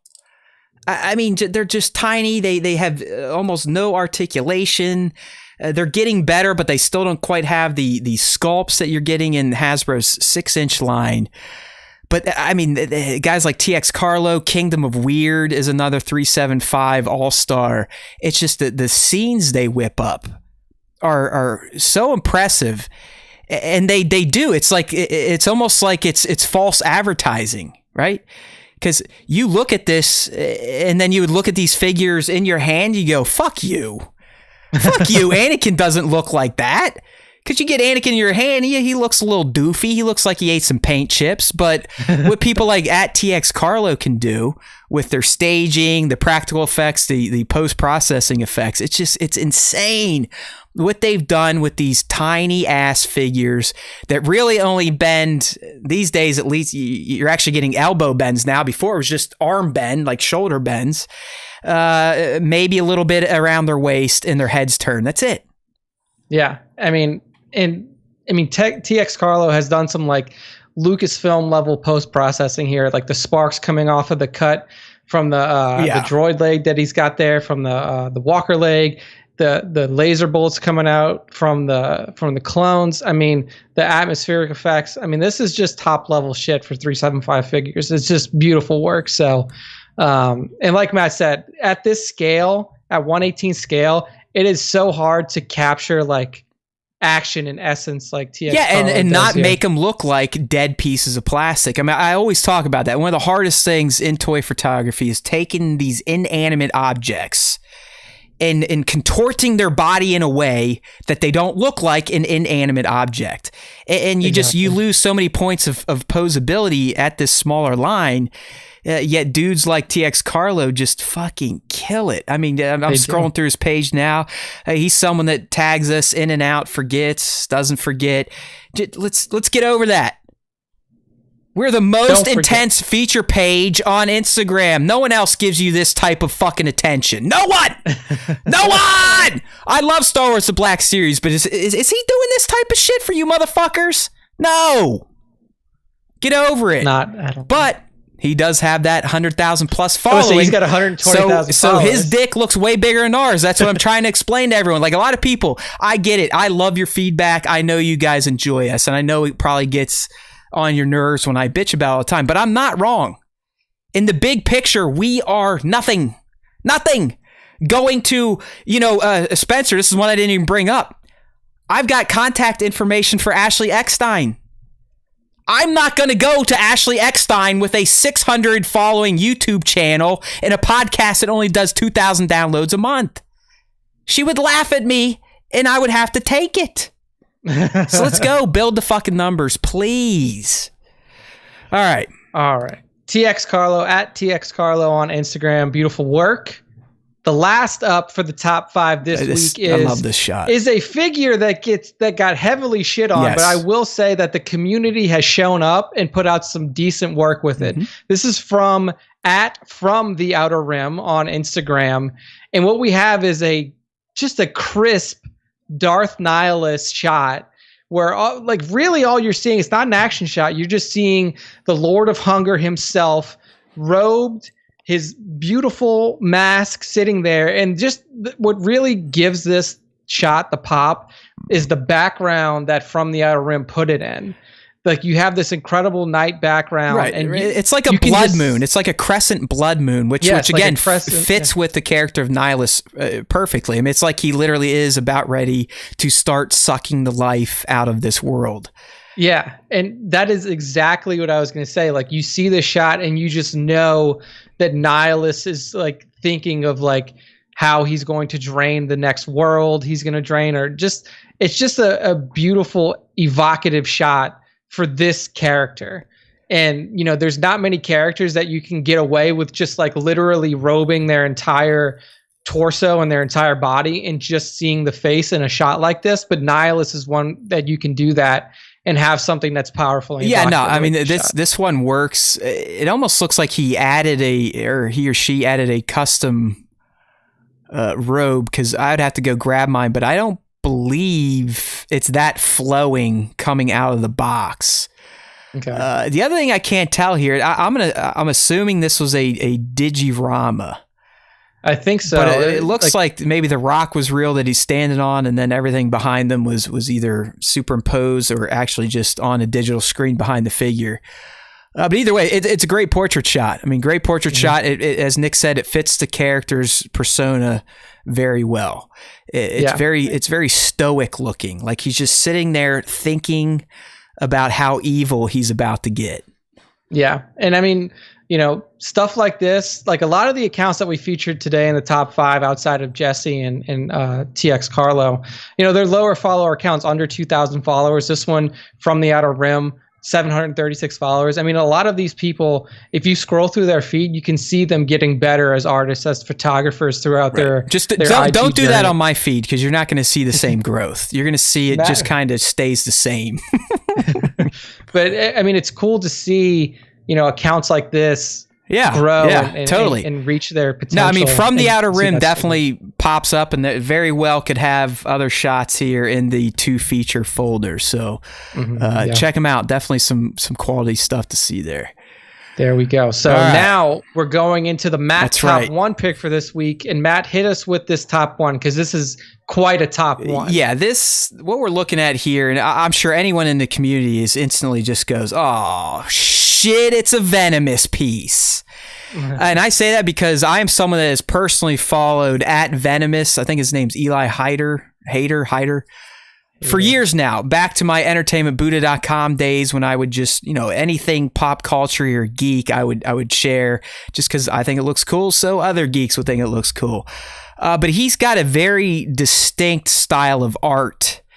It's almost, there's a little bit of vector art in there, illustration, that cell shaded action going on. But I love his style. It's fucking money.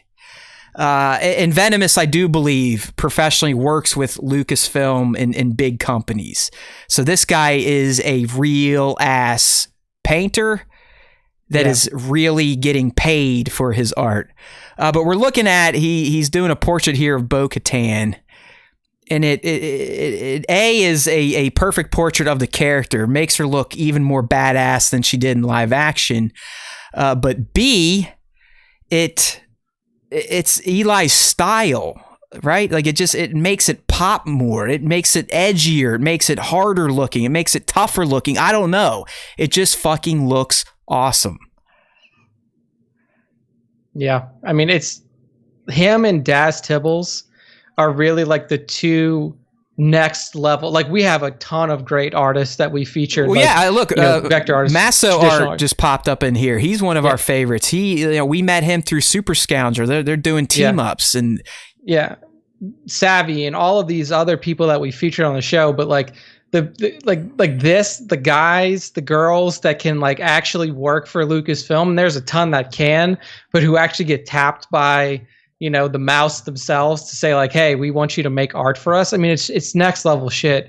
And Venomous has always been one of those guys. I mean, like scroll in the feed. Like, I'm on his page. I'm just on Eli's page right now, just to give you a look at some of the other stuff he's done. But I mean, one of my favorite characters that he does is Kylo, because he makes Kylo look so disgustingly incredible. Right. Like that flary kind of style he has, that like unstable kind of look to his art already just accentuates Kylo Ren so much more. And he's a super fan because I'm scrolling down here. It looks like he dressed up as Panda Baba for Halloween. Yeah. So that's he's a badass. I mean, he's one that I know he's picked up on us before sharing his stuff, but he's not like a regular tagger. I mean, I can't get Daz Tibbles to regularly tag us at all. Daz like the top 5. No, I mean, Daz, they see our shit. They see when we mention us, they just don't tend to want to play and get on with it. But I mean, that's one reason why I'm mentioning Venomous on the show here. It's like another like, hey, we like you. Why don't you like us type of thing.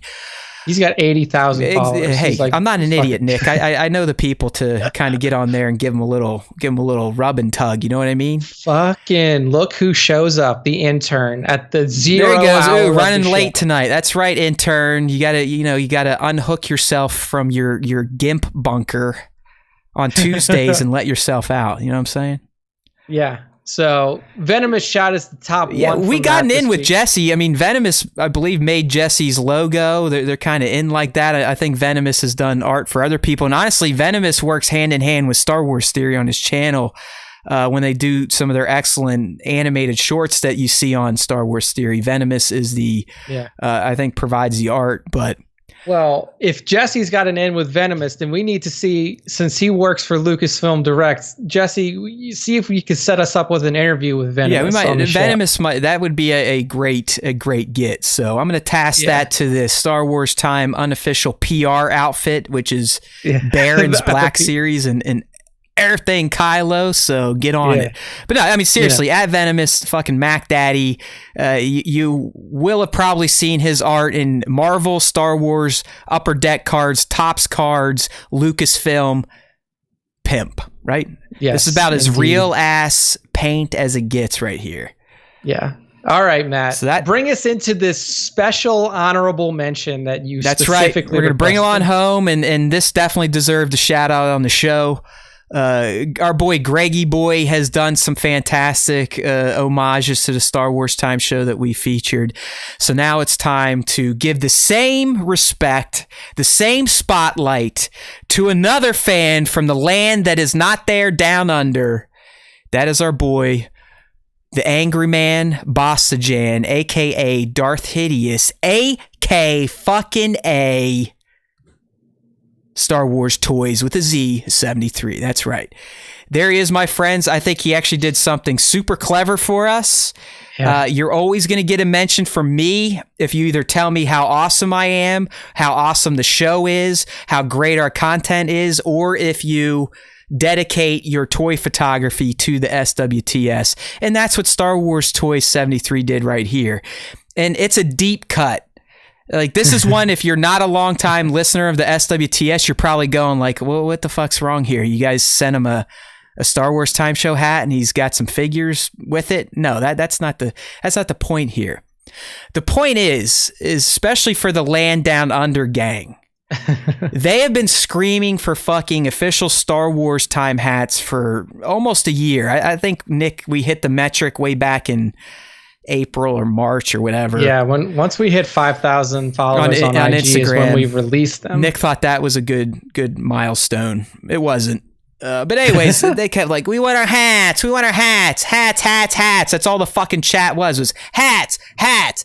Where's our hats? So you know what? During the pandemic, we're getting this, that, and this relief. I'm like, you know what? I'm gonna fucking buy some hats, build a fucking store for these assholes, throw it up on StarWarsTime.net. Here we go. So I do that. And the hat crowd actually bought the hats. Thank you. They actually paid off on all their whining and complaining. I had to send 4 of them to Australia using our now busted ass United States Postal Service. It took, Greg, correct me if I'm wrong, almost 8 weeks to go from Columbus, Ohio to where Greg lives in Australia, and then he disseminated them to the other Aussies that wanted hats. It was 79 days. 79 days, which is 2.5 months. Right, so that's almost 3 months. Tying it back to Bossajan's shot here, if you actually go past the details, you'll see on the box he added some things that only diehards of the show would get, such as the address here, P.O. Box 666, the land that doesn't exist, Australia. Yeah. What does it say here? Ship via every fucking country. That's because I'm pretty sure it sat the shipping story is like it sat in the Chicago airport. Yeah, it took almost 3 weeks to go from one end of the Chicago airport to the next. And then it went to Japan. And then it went, I think it was in another country too. No, Hong Kong. I think it made it to Hong Kong at one point. And then it went to Australia and it sat in Australia in quarantine for 2 weeks. So, when it really gets down to it, it is a creative shot. It is a well executed shot. I mean, you have Din in his full Beskar with his jetpack fired up. It's kind of like a Toy Story thing. I mean, the toys have come to life. They're in Bossajam's apartment. They're flying the hat, the iconic, if not infamous, Star Wars Time Show official fitted hat out of the box while the child's sitting there looking on. So bravo. It really was a well-done tribute to the show. Not only was it a good toy shot, it was creative. You got a bunch of deep cut show references in there, so we speak your name. There we go. That was such a good, it was such a good composition here. I loved it. So ship via every fucking country. I like that. Postage paid. Ship via every fucking country. I told you, man, Australia's not real.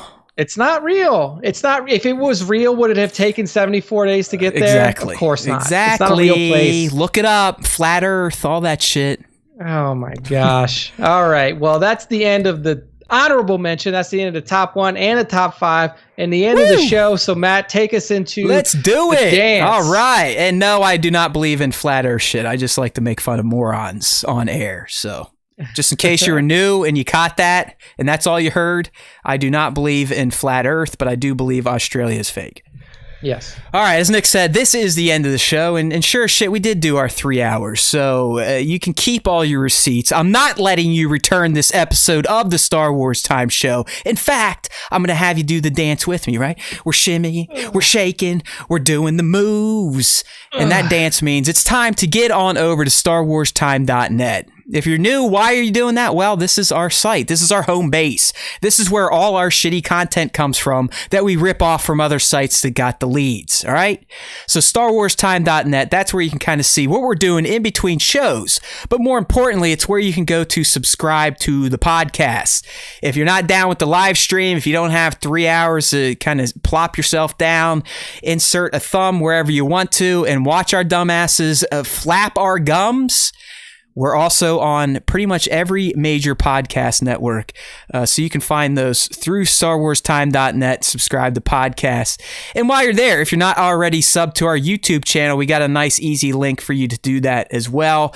If you're on mobile, just make sure you scroll a little bit longer because the sidebar gets pushed down for your mobile viewing pleasure. But in all seriousness, we need the followers. We're not one of these channels. We're not one of these podcasts that we don't have a Patreon. We're not asking for handouts. All we ask for is if you like this stupid shit, to tell other morons about this stupid shit. It's easy, right? It requires almost no effort. And if you are watching on YouTube, please like every video we put out and drop a comment if it moves you. If you listen on the podcast platforms, leave a rating and review. I don't care if you've been a fan forever. If you haven't done it yet, do it.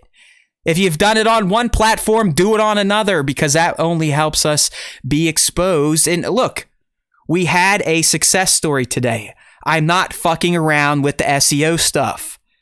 We have a new follower, hopefully a new fan in Kev's Collectibles because of YouTube recommending our stupid fat faces to him in YouTube sidebar.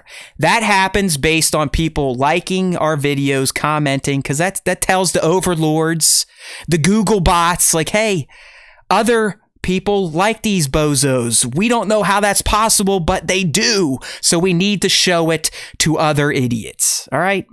And I use these terms in the most loving sense of each one of them, right? When I say idiots, I mean awesome people. All right? So please, I know I kind of sound like a slap dick as I close out here, and it's usually the same spiel every time. But in all seriousness, getting the notes like from a Visual Force or I think it was Mr. O Dizzle here now a few weeks back, or people on Instagram, that is what keeps this fire burning in this fucked up little brain of mine. Keeps me going. I can overlook the lack of a following when I know I'm reaching at least one person like, you know what? That was pretty good. I like what you guys do. Thank you. Just as good as money for us right now. Now, if we actually do get a following, I'm going to start wanting fucking cash backed up to the house, dropped into my driveway with interest for shows already delivered. Okay? But for now, you're getting them free. All right, my friends. And why do we want people to come here? Because we all know this. And if you're new, you're about to learn it. There's always time for Star Wars time. You can take that to the fucking bank. That'll be on my grave. I'm going to tattoo it on my forehead if I have to. That's a lie, but sometimes I like to get hyperbolic as I close out the show. There's always time for Star Wars time. Don't forget that. And remember, if you listen to the Star Wars Time Show, the Force will be with you always.